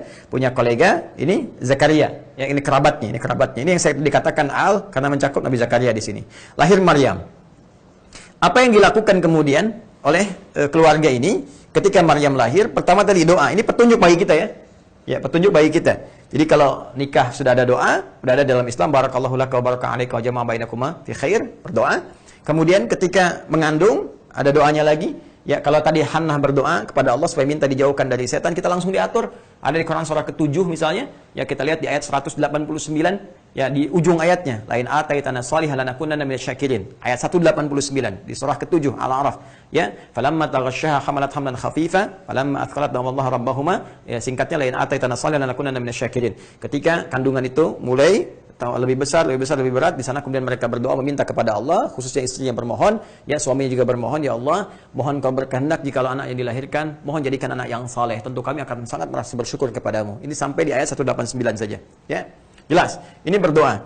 Kemudian setelah lahiran pun berdoa juga, ya supaya dijauhkan dari setan, tidak diganggu oleh setan. Karena itu nanti ada syariat di antaranya diadzankan. Ya ada itu hadisnya diriwayat At-Tirmidzi. Ya, kemudian setelah itu teman-teman sekalian, fokus ke sini, diberi nama yang baik, ya nama sesuai harapan ya. Misalnya begini, Anda mau jadi apa anaknya? Ahli Quran, Anda beri nama misalnya Muhammad Ahlul Quran.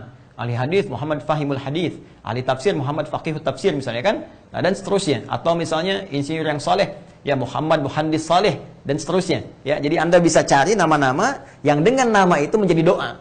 Ya, nama bukan sembarangan loh, hati-hati. Nama itu doa. Karena itu nanti ada beberapa sahabat yang namanya kurang bagus diganti langsung oleh Nabi sallallahu alaihi wasallam supaya menjadi baik. Ya, karena itu harapan, itu doa. Ya, kemudian setelah itu baru dirawat. Nah, ini yang paling hebat teman-teman sekalian. Imran dengan Hannah melihat pedoman-pedoman hidup para nabi sebelumnya yang baik-baik, melahirkan keturunan yang baik-baik, itu langsung mengikuti manhaj tersebut. Di antaranya apa? Tadi, iman, ilmu, harta mesti baik. Maka dicarilah pada saat itu orang yang paling soleh juga paling pintar keadaannya. Ya, jadi orang tuanya menyiapkan harta bendanya. Siapa orang paling soleh dan pintar? Untuk menjadi gurunya. Siapa guru anak ini? Maryam namanya. Ya, disebut dengan Maryam. Maryam kalau diartikan ke kita adalah perempuan yang sangat terhormat, terjaga diri dan dekat dengan Allah. Itu Maryam diantara maknanya. Maka diberi nama dengan Maryam, wa inni samaituha Maryama, dan ditunjuklah pada saat itu Nabi Zakaria alaihissalam. Zakaria orang yang paling alim pada saat itu, paling pintar sekaligus saleh. Nah, jadi ini teman-teman sekalian, kalau Anda ingin mencari guru, kan, untuk anak-anak di sekolah dan sebagainya, hal yang pertama Anda cek, ya salah satunya adalah guru komponennya. Bukan cuma pintar, yang pintar banyak. Tapi apakah kepintaran itu mendekatkan ia dengan Allah atau tidak? Anak-anak jadi ilmuwan, hebat, jadi direktur, ilmunya hebat, IQ-nya tinggi, tapi mohon maaf kepada Anda pun nggak sopan. Dan kepada Allah pun tidak punya adab. Sholat ditinggalkan, apa Anda mendapatkan investasi dari semua perjuangan Anda? Capek-capek Anda nyari harta dan sebagainya, mendapati kualitas seperti ini. Maka dari sejak kecil, investasikan di jalan yang benar. Cari guru yang soleh, cari guru yang pintar. Ya, tidak cukup dengan soleh saja, mesti pintar juga. Soleh iya, pintar tidak, bahaya juga nanti. Ya, bahaya juga karena nanti ada orang-orang tertentu yang di zaman Nabi ungkapkan ya kepada para sahabat bahwa akan tiba satu masa nanti orang yang kelihatan rajin sholat, rajin tahajud dan sebagainya, tapi perilakunya menyimpang. Itu yang disebut khawarij nanti. Ya, itu khawarij yang membunuh sahabat Ali bin Abi Thalib radhiyallahu taala anhu, seorang ahli surga, menantu Nabi, keponakan Nabi dibunuh. Ya, karena orang ini menganggap kafir. Ternyata yang bunuh ini rajin tahajud, rajin puasa dan sebagainya. Tapi mohon maaf tidak bisa menyelamatkan dia. Ya, mohon dari azab Allah Subhanahu wa taala. Bagaimana orang yang belum jelas surganya membunuh seorang ahli surga? Ya, karena tadi kurang ilmu, kurang pengetahuan, kurang ilmu. Ya. Kembali ke sini. Ilmu disiapkan, ayo. Dan cari tempat. Tempatnya disiapkan. Jadi komponen perawatan ini ada kualitas orangnya, ada tempatnya, disebut dengan mihrab. Jadi mihrab itu tempat yang didesain langsung untuk mendekatkan diri kepada Allah. Jadi untuk ibadah saja. Makanya imam di masjid itu ada tempat namanya mihrab, supaya imam bisa fokus berdoa, memimpin sholat dan sebagainya. Di tempat yang menjadikan kita terfokus kepada Allah untuk beribadah namanya mihrab. Jadi kalau Anda bikin mihrab di rumah misalnya, jauhkan semua aktivitas dunia. Handphone jangan masuk situ untuk urusan dunia, kan, baca urusan dunia jangan di situ, ya. Termasuk bikin status, ceklik aku sedang di mihrab, nggak usah keluar. Ya, itu untuk fokus ibadah saja. Nah, ketika Anda bisa menggunakan itu dengan baik, mihrab jadi satu-satunya tempat di antaranya yang bisa mempercepat datangnya rezeki sekaligus cepat terkabulnya doa. Itu mihrab. Anda boleh bikin mihrab, kemudian ya nggak harus luas, sehamparan sejadah juga bisa. Nah, yang ingin saya katakan, karena Hannah Imran menginginkan anaknya dekat dengan Allah, maka menyiapkan tempat juga yang sesuai. Jadi kalau kita tarik ke dunia kita sekarang, misalnya mihrab itu bisa diartikan tempat pendidikan yang baik, gitu kan? Tempat yang mendekatkan dengan Allah, di masjidnya, di rumahnya didesain. Anda ingin misalnya di rumah itu penuh dengan pengetahuan dan ketakwaan, silakan bikin ruangan untuk belajarnya, bikin ruangan misalnya penuhi dengan buku-buku, setting pakai misalnya speaker aktif murattal Quran dibacakan dalam harian, silakan anak Anda bisa baca, bisa dengar Quran dan sebagainya. Itu yang dimaksud spiritnya. Jadi ini contoh. Ya, al-ibratu bi'umumil lafzi la bi khususis sababi. Hikmah bisa diambil bukan karena kekhususan kata, tapi makna yang luas di balik kata itu. Itu prinsip dalam tafsir salah satunya, termasuk kaidah asbabun nuzul. Nah, ini kalau terpenuhi, mohon maaf, namanya bagus, doanya bagus, gurunya bagus, ya, tempatnya bagus, disiapkan, perangkatnya bagus, tinggal konsisten kita mengerjakan itu semua. Maka apa yang terjadi? Baca ayat 37-nya. Ya, paling kiri sebelah bawah, paling bawah di mushaf standar. Fataqabbalaha rabbuha. Maka semua ikhtiar ini akan diterima oleh Allah Subhanahu wa taala. Biqabulin hasanin, dengan penerimaan yang terbaik. Ya. Taqabbalaha rabbuha biqabulin hasan wa ambataha nabatan hasana. Dan perkembangannya, pertumbuhannya akan langsung dipantau, diperhatikan secara serius langsung oleh Allah Subhanahu wa taala. Ya. Maka yang terjadi pada Hannah Imran wa kafalaha Zakaria, ketika dirawat oleh Nabi Zakaria alaihissalam, apa jawabannya? Kullama dakhala 'alaiha Zakaria al-mihraba. Setiap Nabi Zakaria, ini nabi nih, Imran bukan nabi, Hannah bukan nabi, Maryam itu bukan nabi, bukan rasul. Tapi disiapkan. Tapi setiap kali pamannya mengantarkan kebutuhan Maryam, wajada 'indaha rizqa. Allah yang sudah siapkan. Jadi kalau kita sudah mendekatkan seorang hamba kepada Allah dan Allah menyayanginya, Allah tidak akan biarkan satu hamba pun turut campur dalam setiap kebutuhannya. Allah langsung yang berikan. Dengan caranya tentunya, dengan caranya. Ya, ada ditemukan. Dan hebatnya, Allahu Akbar, musim anggur ada anggur biasa, bukan musim anggur ada anggur, ada jeruk, ada tumbuhan, ada macam-macam, ada kebutuhan, setiap yang dibutuhkan sudah ada. Sampai dan itu berkali-kali, kullama, setiap kali. Ya, wajada 'indaha rizqa, qala ya Maryam anna laki hadza. Pamannya sampai berkata, Maryam, dari mana semua ini? Ya, padahal tahu. Nabi Zakaria tahu mustahil dari manapun kecuali Allah. Ya, Nabi Zakaria yang pegang kuncinya, pegang tempat dia gemboknya untuk masuk, dia mengantarkannya beliau, tapi sudah ada. Beliau yakin tahu ini dari Allah. Tapi untuk menguji bagaimana keterangan sampai di lisan Maryam. Apa kata Maryam? Qalat huwa min 'indillah. Ini semua dari Allah. Anak yang diperkenalkan kepada Allah dengan pendidikan yang benar, maka keluarlah kemudian hasilnya dari lisannya. Ya, kalau Anda dekatkan dengan Allah, dengan kalimat-kalimat thayyibah dan sebagainya, Masya Allah, keluar itu Allah. Ajarkan istighfar, astagfirullah, subhanallah, Masya Allah. Ada anak disuntikkan yang keluarnya istighfar, astagfirullah, ya Allah, astagfirullah, Masya Allah. Saya lihat video itu tuh.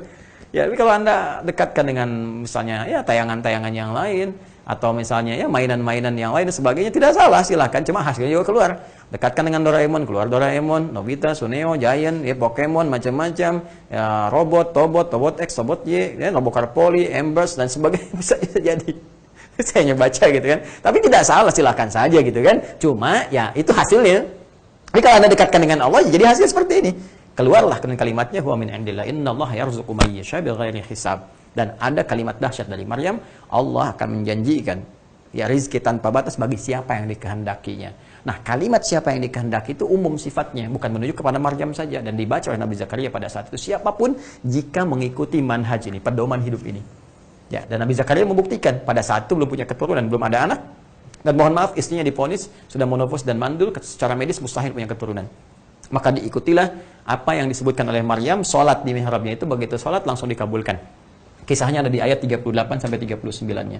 Poinnya teman-teman sekalian, ini adalah manhaj kehidupan.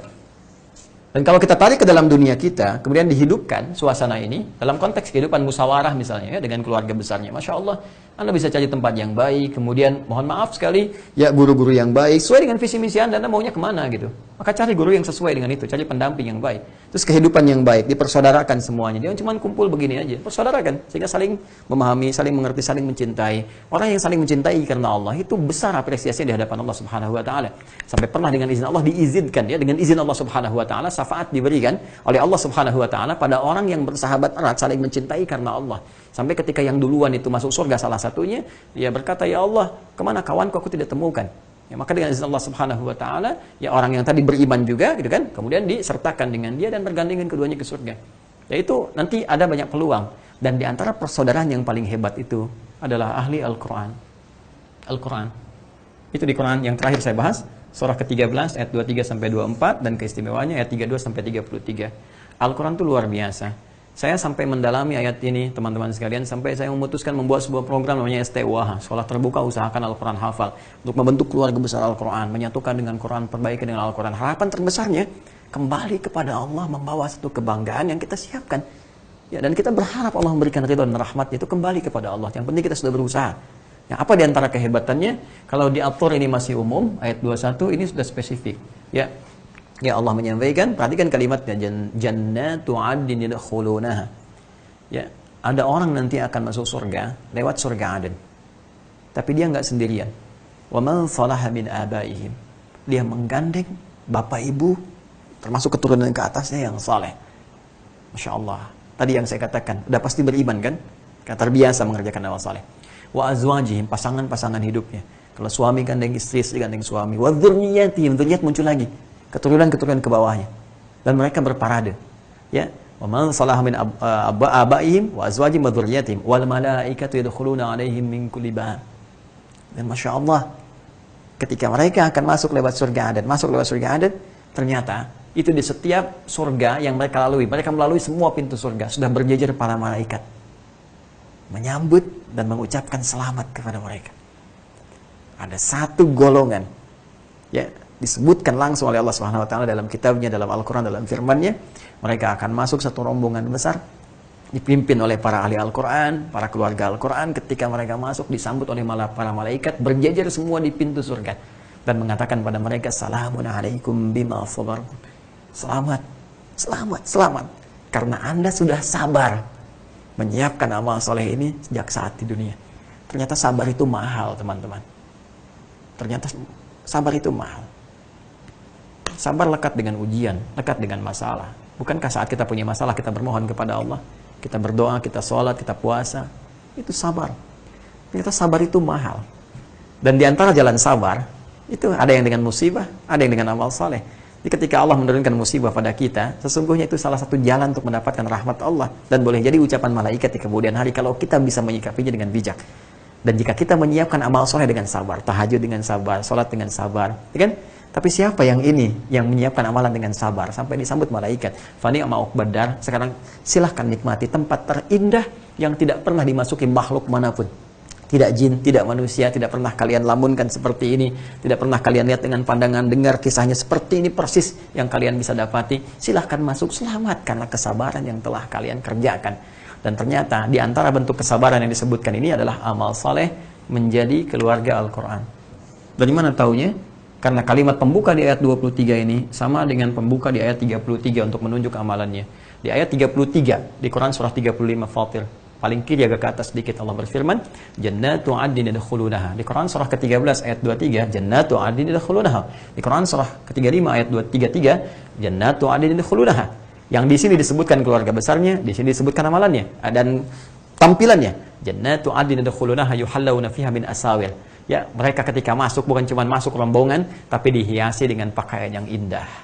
Gelang-gelang emas, walibasuhum fiha harir, pakaiannya sutra. Di At-Tirmidzi disebutkan bawa mahkota. Masya Allah, ahli Al-Quran pakai mahkota, pakai gelang-gelang emas, pakaian mewah, pakai sutra dan sebagainya. Dia menggandeng bapaknya, ibunya, pasangannya, anak cucunya, dan di sampingnya kerabatnya, teman-temannya, tetangganya. Masya Allah, mereka masuk bersama-sama. Siapa mereka? Tahu dari mana ahli Al-Quran? Ayat 32-nya. Tsumma awratsnal kitaba alladzina astafaina min ibadina. Ya, mereka itulah orang-orang yang kami wariskan Al-Quran kepada mereka. Jadi mereka mau jadi ahli Al-Quran. Jadi ahli Al-Quran itu bukan sekedar menghafal. Sering baca Al-Quran, mencintai Al-Quran, jadi ahli Al-Quran. Ya, mau mengamalkan Al-Quran, mencintainya, pengen baca, pengen mengamalkan. Walaupun mungkin selama hidup kita mencoba satu-satu, Al-Ikhlas dulu, terus pengen kita amalkan, Ad-Duha dulu. Yang penting konsisten mencintai Al-Quran, konsisten mengamalkannya sampai kita wafat. Alhamdulillah sambil menghafal dapat surat Al-Mulk misalnya, sambil menghafal qadar Allah dapat 30 juz, alhamdulillah 3 juz, alhamdulillah 3 halaman, alhamdulillah. Yang penting ada jiwa mencintai Al-Quran dan ingin kita mengamalkannya sampai terasa dalam jiwa kita kecintaan pada Al-Quran yang paling dalam. Itulah keluarga Al-Quran. Karena yang 30 juz pun kalau tidak punya rasa ini oleh Allah dinafikan. Minhum zalimun li nafsi, sayang. Ada yang sudah hafal 30 juz tapi zalim pada dirinya, tidak mengamalkan isi Al-Quran, malah bermaksiat. Ada yang menjadikan fatwanya dipotong-potong, ada yang mengalihkan ayat, ada yang menjauh dari maknanya. Wa minhum muqtasid, ada yang paket hemat baru untuk dirinya belum bisa berbagi. Tapi yang hebat, wa minhum sabiqum bil khairati biidznillah, adalah orang-orang ahli Al-Quran yang bisa menunjukkan kecintaannya pada Al-Quran dengan berbagi kebaikan. Berbagi kebaikan. Ini adalah upaya kita untuk membangun kekeluargaan dalam naungan Al-Quran, fi dhilalil Quran. Maka saya menginginkan bukan sekedar untuk baca. Mungkin teman-teman bikin grup di musyawarah share. Ya kawan-kawan, kita kompak yuk, kita setoran ya, atau kita baca ya, 1 hari bisa 1 halaman, kan? Terus teman-temen mencoba untuk menghafal, menghidupkan itu, dan paling dahsyatnya mencoba untuk mengamalkannya. Tadi mungkin jalannya, ada inisiatif untuk membangun rumah Quran, ada inisiatif bisa mensupport para ahli Al-Quran, tapi yang paling dahsyat adalah bagaimana teman-teman pun menyiapkan diri juga untuk menjadi bagian dari itu. Jadi kalau tadi ada rencana besar untuk bangun tempat untuk Quran, saya harap bukan fasilitas untuk orang lain juga, untuk keluarga Anda. Hidupkan anak-anak Anda di situ, bercengkrama dengan Al-Quran, hidupkan suasananya, hidupkan di rumahnya, dan mudah-mudahan ini adalah perantara terbaik untuk menyiapkan amalan kita sebelum kita pulang kembali kepada Allah Subhanahu wa Ta'ala. Hanya ini yang bisa saya antarkan. Tapi boleh jadi apa yang bisa saya sampaikan, jika kita niatkan dengan baik, mungkin ini diantara sekian yang memberikan banyak manfaat. Boleh jadi dengan izin Allah diantara sekian pengalaman hidup yang telah kita lalui. Pilihan ada pada Anda.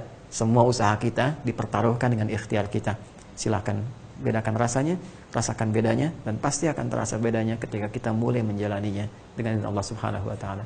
Saya kira saya cukupkan. Saya batasi mungkin sampai setengah 10, ada 5-10 menit di waktu kami yang bisa kita manfaatkan dengan baik. Saya akhiri dulu. Subhanakallahumma wabihamdika asyhadu an la ilaha illa anta astaghfiruka wa atubu ilaik. Terima kasih. Mohon maaf kalau ada kurang ataupun salah kata dan lain sebagainya. Assalamualaikum warahmatullahi wabarakatuh. Mas Ferdi silakan.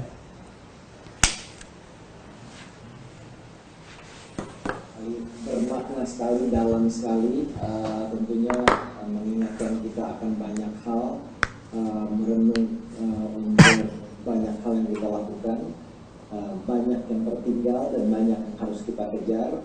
Mengingat keterbatasan waktu, Ustadz, kita akan memberikan kesempatan untuk bertanya langsung. Ini ada Mario Irwansyah yang ingin bertanya langsung. Silakan untuk dapat bertanya langsung kepada Ustadz di kesempatan malam hari ini. Assalamualaikum warahmatullahi wabarakatuh, Ustadz. Waalaikumsalam warahmatullahi wabarakatuh, Asmalia. Izin bertanya, semoga selalu dalam lindungan Allah Subhanahu wa taala, dalam kesehatan, dalam keimanan dan nanti kalau mau sampai Amin. ke surga, tolong ingat kami, Ustaz. Insyaallah. Izin bertanya, Ustaz, ini tadi dari penyampaian Ustaz di iman, amal soleh dan pembuktian tadi, Ustaz. Maaf kalau saya nggak salah dengar tadi Ustadz menyampaikan amal soleh itu terbagi dua, tapi baru disampaikan satu yang hablum minallahnya aja, dari tali yang terhubung atau koneksi yang terhubung tadi, nyambung di surat ke-8 ayat kedua tadi, sampai ke azan. Nah, amal soleh yang keduanya apa ya Ustadz ya, supaya bisa insya Allah sampai ke level-level berikutnya itu kan untuk membuktikan dulu gitu. Nah, yang mana yang amal soleh sebagai awam, sehingga kita bisa menentukan mana yang betul-betul amal soleh gitu, bukan kegeeran merasa ini amal soleh, tapi apa yang dimaksud dengan amal soleh yang diminta oleh Allah yang diterangkan di Quran gitu, Ustaz. Baik, jazakumullah khair. Saya langsung jawab, Mas Ferdi, atau mau dikumpulkan dulu?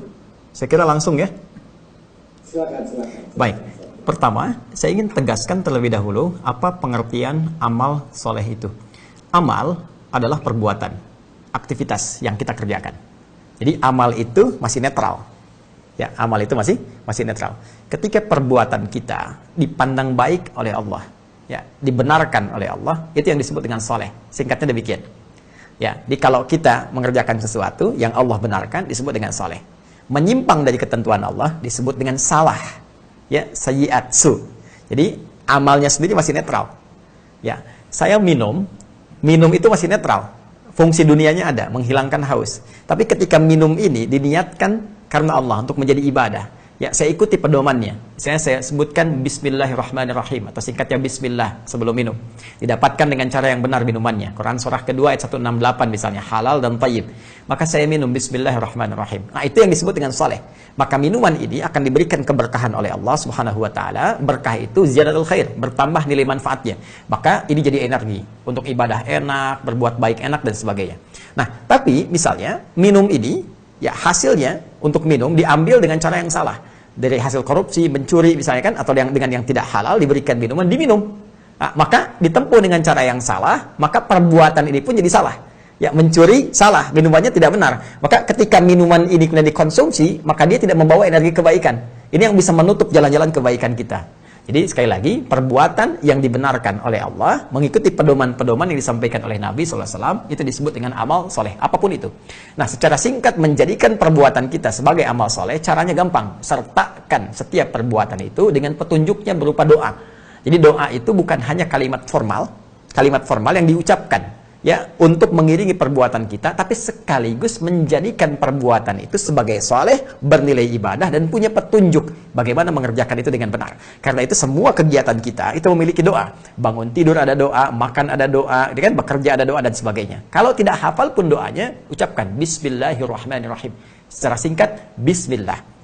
Nah, untuk menjadikan kegiatan amal ini sebagai amal soleh, maka di Al-Quran dibagi dua bagian, dua klasifikasi. Pertama, ada yang terkait hubungan langsung kita dengan Allah Subhanahu wa taala untuk membuktikan keyakinan kita kepada Allah sebagai Sang Pencipta. Karena butuh pembuktian, sifatnya berupa ibadah, bentuknya ritual, contohnya sholat misalnya. Maka Allah turunkan ibadah-ibadah ritual untuk membuktikan keimanan kita kepada Allah dalam bentuk perbuatan. Perbuatan tadi disebut dengan amal, yang dikerjakan kita diberi pedoman oleh Allah. Gini caranya, itu yang disebut soleh namanya. Ya, bentuknya sholat, kan? Ada sholat, ada puasa, ya, ada baca Al-Quran dan sebagainya. Makanya ketika kita menunaikan sholat, ini bagian dari amal soleh kita. Ini hubungan kita dengan Allah. Nah, hubungan dalam bahasa Arab, tali yang kita rekatkan kepada Allah, tali itu dalam bahasa Arab habdun. Ya, tali itu bisa diikat dengan kuat. Supaya kita terikat dengan kuat, terhubung dengan kuat. Dalam bahasa Arab, mengikat dengan kuat disebut dengan akad. Ya, ada akad nikah. Akad yang ketika dilangsungkan mengikat hubungan kita dengan istri atau dengan suami dengan kuat. Sifatnya disebut dengan akidah. Kita punya akidah Islam. Ya, apa yang disebut dengan akidah, hubungan yang kuat dengan Allah Subhanahu wa taala sehingga dalam setiap keadaan tak terpisahkan kita dari bimbingannya. Ya, mau bekerja ingat Allah, karena itu nggak korupsi, nggak menipu dan sebagainya. Untuk melatih itu supaya kuat hubungannya, maka dilatih lewat ibadah ritual tadi, seperti sholat dan sebagainya. Karena itu teman-teman sekalian, tali yang menghubungkan disebut dengan hablun kepada Allah, minallah, hablum minallah. Itu bagian pertama. Bagian kedua, aktivitas kita di bumi ini menuntut kita untuk berinteraksi secara sosial. Umumnya pasti dari setiap makhluk itu, dari sekian makhluk dengan manusia, ya kan? Umumnya dengan manusia, kita berinteraksi dengan tetangga, dengan kerabat, dengan karyawan, dengan teman, dengan pimpinan, dengan orang tua, dengan anak, dengan istri dan sebagainya. Baik, maka hubungan ini pun mesti baik. Ya, karena implikasi dari perbuatan hubungan kita dengan Allah itu, sekali lagi salah satunya adalah kepatuhan kita terhadap perintah Allah. Di antara perintah Allah adalah berbuat baik kepada sesama. Maka tali ini pun ada sisi yang lain. Tali tadi disebut dengan hablun, hubungan dengan manusia secara umum disebut dengan nas. Maka muncul istilah hablum minan nas. Nah, hablum minallah, hablum minan nas adalah dua yang tidak bisa dipisahkan. Dalam pesawat, dalam sayap burung seperti sayap, dalam burung seperti sayap, dalam pesawat seperti sayap. Salah satunya bermasalah, maka yang lain pun jadi persoalan. Sulit untuk terbang, bahkan memungkinkan ada persoalan-persoalan serius. Nah, hablum minan nas ini pun diatur lagi dalam Al-Quran. Jadi orang yang sholat pasti berbuat baik kepada sesamanya, kepada orang tuanya, pada tetangganya, kepada kerabatnya dan sebagainya. Bahkan Allah pun mengapresiasi perbuatan baik kepada sesama ini dengan menghadirkan satu surga akibat perbuatan baik dari hablum minan nas ini. Contoh, Quran surah ketiga Ali Imran ayat 133 sampai 134.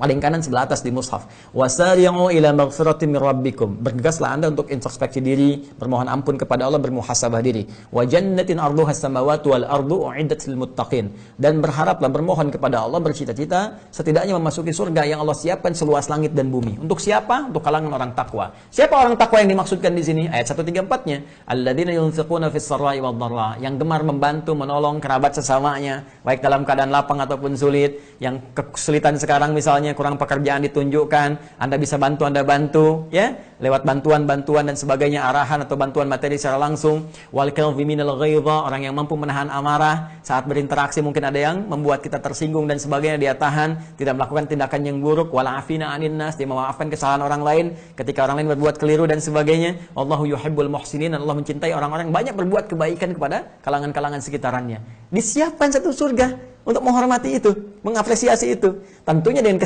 keseimbangan, ya, hablum minallahnya. Karena hablum minallah juga penting, hati-hati. Baik kepada orang, baik kepada kerabat, gak pernah sholat, bermasalah. Sholatnya bagus, puasa bagus, dengan orang bermasalah, bermasalah juga. Ya, ingat baik-baik. Saya sebutkan satu hadis Nabi SAW, di riwayat Muslim, dari sahabat Abu Hurairah radhiyallahu ta'ala anhu. Nabi itu sedang duduk-duduk dengan para sahabat, tiba-tiba beliau bertanya kepada sahabat, menguji mereka. Atadrunal muflis, tahukah kalian orang yang bangkrut itu? Ya, mereka menjawab, qulna ya Rasulullah, al-muflisu fina ma la dirham lahu wa la mata'. Ya Rasulullah, orang bangkrut di antara kami, menurut kami, orang yang tak punya ya aset lagi dan tak punya uang lagi. Jadi uang sudah tidak ada, aset tidak ada. Secara ekonomi benar, ya. Tapi bagaimana Nabi kemudian menjelaskannya? Ini sangat menarik. Ini sangat menarik. Al-muflisu min ummati, kata Nabi, orang bangkrut dari umatku itu. Awas ya, tolong hati-hati betul. Nabi tidak menyebutkan umatnya Musa, umatnya Isa alaihi wassalam, tapi umatnya Nabi. Jadi ada orang mengaku umatnya Rasulullah tapi bangkrut, waliyadzubillah. Semoga bukan kita. Yati yaumal qiyamati bisalatin. Datang di hari kiamat itu dengan pahala sholat yang rajin, banyak. Jadi dia rajin sholat fardunya, sholat sunnahnya juga rajin, kan? Wasyamin, puasanya rajin, wazakatin, bahkan dia bisa berzakat, kan? Ya, cuma sayang, wayati qad syatama hadza. Dia sholat. Tapi anehnya, kok bisa gemar mencela juga orang lain? Ya, wa qadzafa hadza, menuduh orang lain. Wa safaka dama hadza, bahkan ada yang menumpahkan darah. Ya, ada yang berkelahi. Wa daraba hadza, wa safaka dama hadza. Puncaknya ada yang menumpahkan darah. Allahu akbar. Ini luar biasa tuh. Nyakitin orang, menyebut nama Allah. Bom sini, bom sana, tembak sini, tembak sana, menyebutkan nama Allah dengan cara yang tidak benar. Ya, di tempat yang tidak dibenarkan secara syariat. Cuman dia melakukan itu. Itu yang disebut orang yang salah. Ya, awas hati-hati tuh. Ya, saya waktu kejadian bom Jalan Tamrin itu, saya sedang di Lampung, ada jamaah tanya, Ustaz, apakah bom di Jalan Tamrin termasuk jihad fisabilillah? Saya langsung mengatakan, Mas, sependek pengetahuan saya, jihad fisabilillah itu jihad di jalan Allah, bukan di Jalan Tamrin. Ya, jadi ada kaidahnya gitu, ya. Nah, apa yang terjadi? Maka akan ditimbang begini. Jadi amal soleh ini akan menutup setiap yang salah, amal salah. Tu'khadhu min yaumil qiyamati hadza min hasanati wa hadza min hasanati. Fatu'khadhu hadza min hasanati. Maka ditimbang, ini yang rajin salatnya nih, pahala salatnya. Maka ditutupkan kepada pahala celaan. Jadi kalau ada orang salat terus mencela seseorang, maka mohon maaf teman-teman sekalian, ini pahala salatnya ini akan ditutupkan oleh Allah kepada celaannya. Diberikan tuh kepada yang dicela tadi. Nah, makanya hati-hati. Jadi kalaupun Anda dicela, saya dicela, kita dicela, jangan lantas marah dulu, ada transferan pahala gratis, jangan dibalas, nanti balik lagi. Itu candaannya ya di antara para ulama. Kemudian, mohon maaf, puasa tapi suka menuduh, wa qadzafa hadza. Ya, ikut ta'lim tapi juga suka berselisih, wa daraba hadza. Ya, hati-hati itu. Kemudian juga berhaji tapi ya suka misalnya mohon maaf, ada yang menipu dan sebagainya. Nah, puncaknya apa? Ketika habis amal baiknya ini tersisa keburukan, pernah bohong misalnya, pernah nyebar hoax. Ya, pernah memfitnah misalnya, maka diambillah karena nggak punya bekal amal baik lagi, diambillah kesalahan orang-orang yang pernah dihinakan ini. Jadi kalau si fulan pernah memfitnah misalnya A, memfitnah si B, kan? Terus amal A ini udah nggak nutup lagi, nggak ada lagi yang bisa nutup, maka diambillah dosa si B, ditimpakan kepadanya sesuai dengan kadar dosanya. Waktu lihat finnar, maka dilemparkan dia ke neraka. Maka jaga hubungan baik kita dengan sesama juga, dan harus seimbang di antara keduanya. Sholat iya, puasa insya Allah kita tingkatkan, tapi kepada teman juga baik, teman-teman sekalian, pada keluarga baik, pada kerabat baik, bangun hubungan baik itu, jangan sampai punya musuh, cukup musuh setan aja, itu pun sudah susah, jangan cari yang lain gitu kan. Nah, even itu kepada non-muslim, saya yakin teman-teman juga punya kawan-kawan yang non-muslim, sepanjang hubungan hablum minan nas, kita hormati, ya kita sayangi mereka, kalau ada rezeki kita bagi dengan mereka, kita traktir mereka misalnya, kirimkan hadiah, terus dia berkata, kamu kok baik? Kita jawab, saya bukan baik. Ini yang Allah perintahkan, saya yang mengikuti apa yang Nabi saya sampaikan, bisa berbagi dengan Anda dan sebagainya. Mungkin itu jalan hidayah dalam kebaikan. Ya, jadi itu Mas Mario, ada dua kebaikan, hablum minallah wa hablum minan nas, dan keduanya saling berkeseimbangan dan memberikan sinergi satu dengan yang lainnya. Allahu taala a'lam bissawab. Mudah-mudahan tercapai Mario ya. Amin. Terima kasih banyak Ustaz. Allah ibarik fi. Mengingat waktu terbatas, Baik. sudah lewat 21.30. Apakah berkenan jika ada satu penanya terakhir, Ustadz? Ustadz? Baik, silakan untuk yang Baik, terima kasih Ustadz. Ini sebenarnya ada dua penanya yang akan bertanya. Ini saya coba tanyakan, ini mungkin mewakili banyak juga saudara-saudara kita sekarang yang kehilangan baik itu keluarga, kerabat maupun sahabat meninggal gitu dengan adanya pandemi dan juga musibah yang terjadi belakangan ini. Ini Ari Untung mewakili Mas Guntur, director, ini anaknya baru saja meninggal dan beliau menitip pertanyaan khusus doa untuk anak yang meninggal dan supaya diberikan kesabaran dan juga keikhlasan. Mungkin Ustadz bisa menjawab pertanyaan tersebut untuk Mas Guntur. Silakan Ustadz. Bismillahirrahmanirrahim. Pertama, Allah berikan satu informasi penting kepada kita untuk kita menyadari seluruhnya, bahwa Quran surah ke-7 Al-A'raf di ayat ke-34, walikulli ummatin ajal fa idza jaa ajaluha la yastakhiruna sa'atan wa la yastaqdimun. Quran surah ke-7 Al-A'raf ayat ke-34. Allah sampaikan, dan setiap umat manusia itu, seluruh umat tanpa kecuali, tidak pandang si A, si B, si C, apakah statusnya seorang nabi, rasul, ulama ataupun yang lainnya, memiliki ajal. Ajal adalah batas kehidupan kita beraktivitas di muka bumi yang Allah telah tetapkan sesuai dengan maslahat kehidupan kita, dan kita punya waktu untuk berikhtiar mengisi sisi kehidupan itu. Fa idza jaa ajaluhum, jika telah tiba batasnya, la yastakhiruna sa'atan wa la yastaqdimun, maka kita tidak akan bisa berikhtiar lagi untuk menambah ataupun mengurangi itu semua. Telah tiba waktunya, maka selesai kehidupan kita dan pulang. Ini memberikan kesan yang kuat kepada kita bahwa kita harus meyakini kita nggak akan selamanya di muka bumi. Tempat kita itu di akhirat. Tempat kita itu di surga. Kita itu makhluk surga. Kita berharap pulang ke surga. Cuma untuk menuju ke situ, pekerjaan kita, tugas kita mesti kita selesaikan. Kita maksimalkan. Jadi tidak akan pernah ada orang yang hidup abadi. Tinggal menunggu waktunya kapan dia kembali kepada Allah Subhanahu wa taala.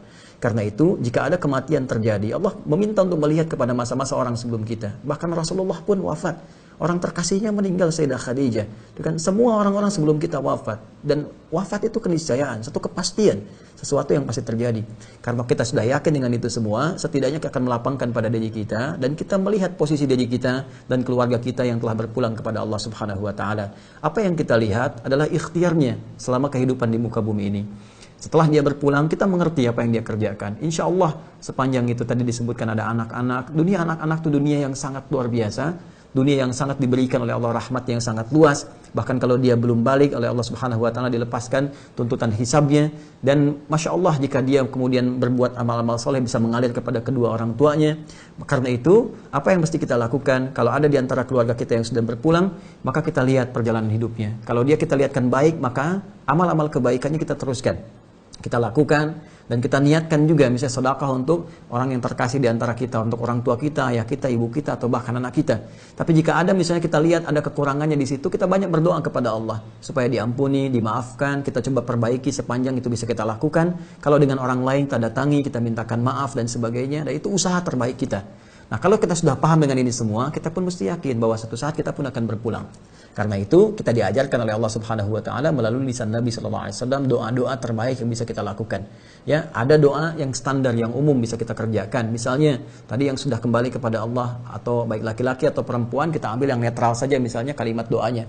Allahumma ighfir lahu warhamhu wa'afihi wa'fu anhu wa akrim nuzulahu wa wasi' madkhalahu wa naqqihi minal khataaya kama yunqqa thawbul abyadu minad danas. Ya Allah, limpahkan rahmatmu yang terbaik ya Allah kepada hambamu yang telah kembali ini.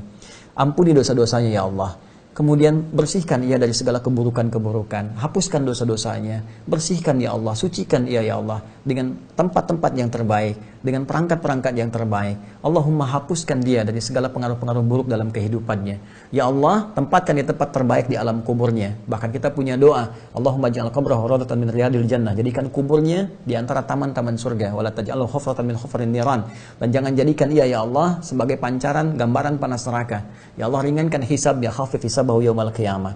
Nah, kalau kita hafal, ini doa standar yang kita bacakan saat kita menunaikan salat jenazah. Tapi kalau kita tidak hafal, kita boleh berdoa. Karena doa itu sifatnya umum dengan bahasa kita, dengan kalimat-kalimat yang terbaik, dengan syarat-syarat. Satu, panjatkan dengan khusyuk kepada Allah Subhanahu wa Ta'ala. Satu itu. Yang kedua, kita juga kuatkan dengan amal soleh. Jadi doa yang diiringi dengan amal soleh itu akan kuat. Misalnya doa selepas sholat, ya doa dalam keadaan sujud, doa setelah baca Al-Quran, doa setelah bersedekah. Anda isi dengan doa. Jadi Mas Guntur bisa misalnya ketika Anda tahajud malam, Anda berdoa, ya Allah, anugerahkan kepada adinda anak kami ya Allah tempat yang terbaik di alam barzakhnya. Ya Allah, jadikan ia sebagai pelita, jadikan ia ya Allah dengan izinmu ya Arhamar Rahimin sebagai tabungan kami untuk bertemu di akhirat nanti di surga. Ya, Anda bisa mohon, atau Anda beramal bersedekah, misalnya Anda membeli mushaf, berikan pada para penghafal Quran, niatkan sebagai pahala yang terbaik untuk anak Anda, itu bisa dilakukan. Nah, konsep semua ini disebut dengan jalan takwa sebagai wasilah perantara untuk mengabulkan doa. Itu rumusnya ada di Quran surah kelima Al-Maidah di ayat 35. Ini konsep dasarnya. Allah berfirman, ya ayyuhalladzina amanu taqullaha wabtaghu ilaihil wasilah. Hai orang-orang beriman, tingkatkan takwamu kepada Allah dan cari dengan takwa itu wasilah untuk mewujudkan keinginanmu. Sekarang Anda punya keinginan supaya orang-orang yang telah wafat, saudara terkasih, kerabat, atau bahkan anak kembali kepada Allah. Anda punya keinginan tertentu, maka tingkatkan takwa kepada Allah. Di antara caranya, tadi, Anda bisa dengan tahajud, dengan misalnya membaca Al-Quran, meningkatkan infak. Setelah itu, isi langsung dengan doa. Jangan lupakan doanya, ini kuncinya. Ini kuncinya. Dan doa yang tadi saya sampaikan, itu sifatnya umum dimohonkan. Kalau ingin khusus, bisa Anda langsung panjatkan dengan bahasa Anda, langsung dengan kalimat Anda, dan dengan kehusyuan yang bisa Anda sampaikan, karena itu sifatnya terbuka. Dan mohon izin, saya pun turut mendoakan. Ya, dan nanti Mas Dimas tolong WA-kan namanya siapa, dan juga saya doakan untuk semuanya, terkhusus untuk kita semuanya, mudah-mudahan dengan semua itu Allah menerima amal ikhtiar kita. Izin saya mendoakan langsung di sini. Allahumma ya arhamar rahimin, Allahumma ya muhyi mumit, Allahumma ya Allah ya arhamar rahimin, Allahumma ighfir lahu warhamhu wa'afi wa'fu anhu wa akrim nuzulahu wa wasi' madkhalahu wa naqqihi minal khataaya kama yunqqa ath-thawbul abyadu minad danas. Allahumma adilhu daran khairan min darihi wa ahlan khairan min ahlihi wa qih fitnatal qabri wa 'adzabahu. Allahumma ij'al qabrahu rawdatan min riyadil jannah wa la taj'al qabrahu hufratan min hufratil niran wa taqabbal jami' ibadati shalih ya arhamar rahimin. Allahumma alhiqna ma'ahu ya Allah ma'aha ya Allah fi rahmatika ya rabbal alamin fi jannatikal firdaus ma'a rasulikal mubin nabiyil amin sayyidina Muhammadin wa ala alihi wa sahbihi ajma'in wa taqabbal ya Allah wa sallallahu ala sayyidina Muhammad wa ala alihi wa sahbihi wasallam. Alhamdulillahirabbil alamin. Demikian saya bermohon sekali lagi semoga diberikan yang terbaik. Mas Guntur bersabar, sekali lagi bersabar ya, dan kalau sudah waktunya kembali ya semua akan berpulang, dan boleh jadi itu cara terbaik bagi Allah mewafatkan sesuai dengan ajalnya, dan mungkin di saat itulah bekal terbaiknya cukup untuk menghadap Allah. Tinggal kita sekarang bagaimana menyiapkan bekal terbaik untuk berjumpa kembali dengan orang-orang yang kita kasihi. Jazakumullah khair. Waalaikumsalam. Terima kasih banyak Ustadz untuk penjelasannya. Untuk Irfan Hanafi, sepertinya mohon maaf kami tidak bisa mengakomodir pertanyaannya karena keterbatasan waktu. Dan Ustadz, sebelum menutup perjumpaan kita kali ini, kami juga atas nama teman-teman musyawarah tentunya mengucapkan terima kasih sebesar-besarnya atas waktu yang telah diluangkan diberikan untuk memberikan kami, Masya Allah, ilmu yang begitu bermanfaat, mengingatkan kami akan banyak hal, dan yang paling penting tadi bahwa hal-hal yang dilakukan ini sesuai dengan panduan, itu benar adanya. Kemarin baru saya lihat cuplikan Ustadz menyampaikan jika segala sesuatu itu mulai dari seperti minum, tidur yang 8 jam sehari, yang 20 tahun, jika umur kita itu seperti Rasulullah misalnya 62 tahun dan kita ambil 8 jam, itu berarti sepertiga umur kita pergunakan untuk tidur. Sayang sekali jika semua itu terbuang sia-sia jika amalan-amalan itu tidak kita niatkan sesuai dengan sunnah yang ada gitu ya Ustadz ya. Dan kembali lagi ke niatan bahwa kami teman-teman di musyawarah ini ingin mewujudkan impian untuk memiliki rumah Quran. Mohon dukungan, support, arahan dan juga bimbingan dari Ustadz Adi agar dapat terwujud dan terrealisasi, dan juga mohon masukan-masukan dari Ustadz Adi ke depannya. Mungkin sebelum ditutup ada yang ingin disampaikan Ustadz, dan sekaligus kita tutup dengan doa di kesempatan malam hari ini sekali lagi Ustadz. Baik, teman-teman sekalian, seluruh keluarga besarku di musyawarah, saya hanya bisa melakukan apa yang bisa saya kerjakan sampai dengan malam ini, ataupun mungkin esok lusa ketika Allah berikan sisa waktu saya untuk hidup. Mohon juga menjadi saksi bahwa saya telah mengajarkan Anda semua, memberikan apa yang terbaik yang bisa saya lakukan. Saya tidak pernah meminta apapun kepada teman-teman. Materi dari dunia tidak juga berupa uang, tidak juga berupa benda dan apapun itu, untuk meringankan hisab saya di hadapan Allah. Dan saya akan mengatakan, ya Allah, saya sudah lakukan, saya sudah ajarkan, saya sudah berikan semampu yang bisa saya lakukan. Tinggal ada pilihan di teman-teman sekalian. Ya, Anda bisa memilih untuk bisa memperbaiki diri dari saat ini, sejak mulai sekarang menyiapkan amal saleh.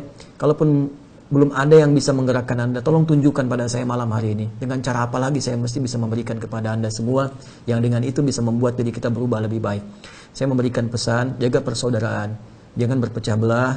Kemudian jadikan persaudaraan ini sebagai jalan wasilah kita untuk mendapatkan rahmat Allah di dunia dan juga di akhirat kelak. Insya Allah saya support sebaik yang saya bisa lakukan usaha teman-teman dalam hal yang baik, ya, khususnya tadi membangun rumah Quran dan yang lainnya. Kemudian yang kedua, kalau ada pertanyaan-pertanyaan spesifik yang tidak bisa dijawab di malam hari ini, Anda nanti bisa sertakan terpisah yang mungkin disampaikan dalam line yang berbeda. Mudah-mudahan itu bisa memberikan waktu luang untuk menjawab. Dan yang terakhir, jadikan ini diniatkan untuk ibadah, termasuk interaksi teman-teman dengan yang lain. Ya, jangan menjauh juga dari teman-teman yang lain, termasuk yang non-muslim. Ya, tunjukkan akhlak kita yang mulia, yang baik, mungkin jadi asbab hidayah untuk yang lainnya. Dan terakhir, hisab Anda boleh jadi menjadi berat ketika Anda menjadi public figure yang ditiru oleh banyak orang. Karena itu jangan sekali-kali contohkan yang buruk, supaya itu tidak menjadi dosa jariah di hadapan Allah Subhanahu wa taala. Semoga Allah membimbing kita. Terima kasih atas perhatiannya. Saya mohon maaf sekali lagi dan tolong doakan saya supaya Allah berkenan mengampuni dosa saya dan keluarga besar. Mohon izin ikut mendoakan. Mudah-mudahan ini menjadi penutup yang baik di perjumpaan kita di malam hari ini. Alhamdulillahi Rabbil Alamin, hamdan syakirin, hamdan na'imin, hamdan yuwafi ni'amahu wa yukafi'u mazidah. Ya Rabbana lakal hamdu wa lakal syukru kama yanbaghi li jalali wajhikal karim wa li 'azimi sultanik. Allahumma nusalli wa nusallimu ala afdhalil anbiya'i wal mursalin nabiyyina wa sayyidina Muhammadin wa ala alihi wa sahbihi wa dhurriyyatihi wa ummatihi ila yaumiddin. Rabbana la tada' lana fi maqamina hadha wa fi kulli maqamin dhanban illa ghafartah. Ya Allah, dengan segenap keagungan-Mu ya Arhamar Rahimin dan agungnya risalah Rasul Muhammad sallallahu alaihi wasallam, kami mohon kepadamu ya Allah, jika ada satupun hamba-Mu dimanapun ya Allah pada saat ini berlumur dosa, mohon ampuni segala dosa-dosanya. Wala hamman illa farajtah, jika ada hamba-Mu yang tengah malam kegelisahan, mohon tenangkan keadaan jiwanya. Wala dainan illa qadaitah, jika ada di antara hamba-Mu terlilit utang piutang, maka mohon limpahkan rezeki kepadanya untuk dapat melunasi utang-utangnya. Allahumma wala maridan illa syafaitah, jika ada orang yang tengah diuji pada saat ini dengan penyakit apapun itu, mohon angkat dan sembuhkan penyakitnya. Wa khasatan jaihata corona, Allahumma dzab andal ba'sa wad dharra wal waba, wa khasatan ya Allah jaihata corona. Ya Allah, kami mohon ya Allah, khususkan pada malam hari ini, mohon angkat ya Allah dan segala hilangkan virus pandemi corona pada saat ini ya Arhamar Rahimin. Kami rindu dengan ta'lim, kami rindu dengan ibadah beribadah di masjid-masjid, kami rindu bercengkrama dalam kebaikan. Mohon ya Allah, mohon angkat dan berikan ya Allah kesadaran sosial menyeluruh bagi seluruh kami untuk serius mengentaskan ini semua dalam ridha-Mu. Allahumma ij'alna min ahli al-Qur'an waj'alil Qur'ana sahiban lana fid dunya wa syafi'an lana fil akhirati ya arhamar rahimin. Ya Allah, jadikan kami termasuk ahli Al-Qur'an, keluarga Al-Qur'an. Jadikan Al-Qur'an sebagai teman kami di dunia dan syafaat bagi kami di akhirat kelak ya arhamar rahimin. Allahumma wahid sufufana wa khasatan fi ailati ya Allah, fi usrati musawarah. Wahidna ya Allah fi safika ya arhamar rahimin. Jadid dan tafraqah. Ya Allah, satukan kami dalam cinta dan kebaikan dalam naungan rahmat-Mu, khususnya pada keluarga besar Musawarah. Jauhkan kami dari perpecahan ya Allah, jauhkan kami dari perselisihan, satukan kami dalam kebaikan dan cinta sampai kami kembali menghadap kepadamu ya arhamar rahimin. Allahumma dullana ala syukri ya Allah fi ni'amika wa dullana ala sabri ya Allah fi ibtila'in minka ya arhamar rahimin. Ya Allah, bimbing kami, berikan kami kekuatan untuk bersyukur atas segala nikmat yang telah Engkau anugerahkan, dan berikan kami kekuatan ya Allah untuk bersabar atas semua ujian yang tengah Engkau ujikan kepada kami untuk meningkatkan kualitas hidup kami. Rabbana atina fid dunya hasanah wa fil akhirati hasanah wa qina adzabannar. Ya Allah, anugerahkan segala kebaikan di dunia ini yang mampu kami dapat, dan segala kemuliaan di akhirat yang mampu kami raih, dan jauhkan kami dari segala kemungkinan murka ya Allah dan neraka-Mu.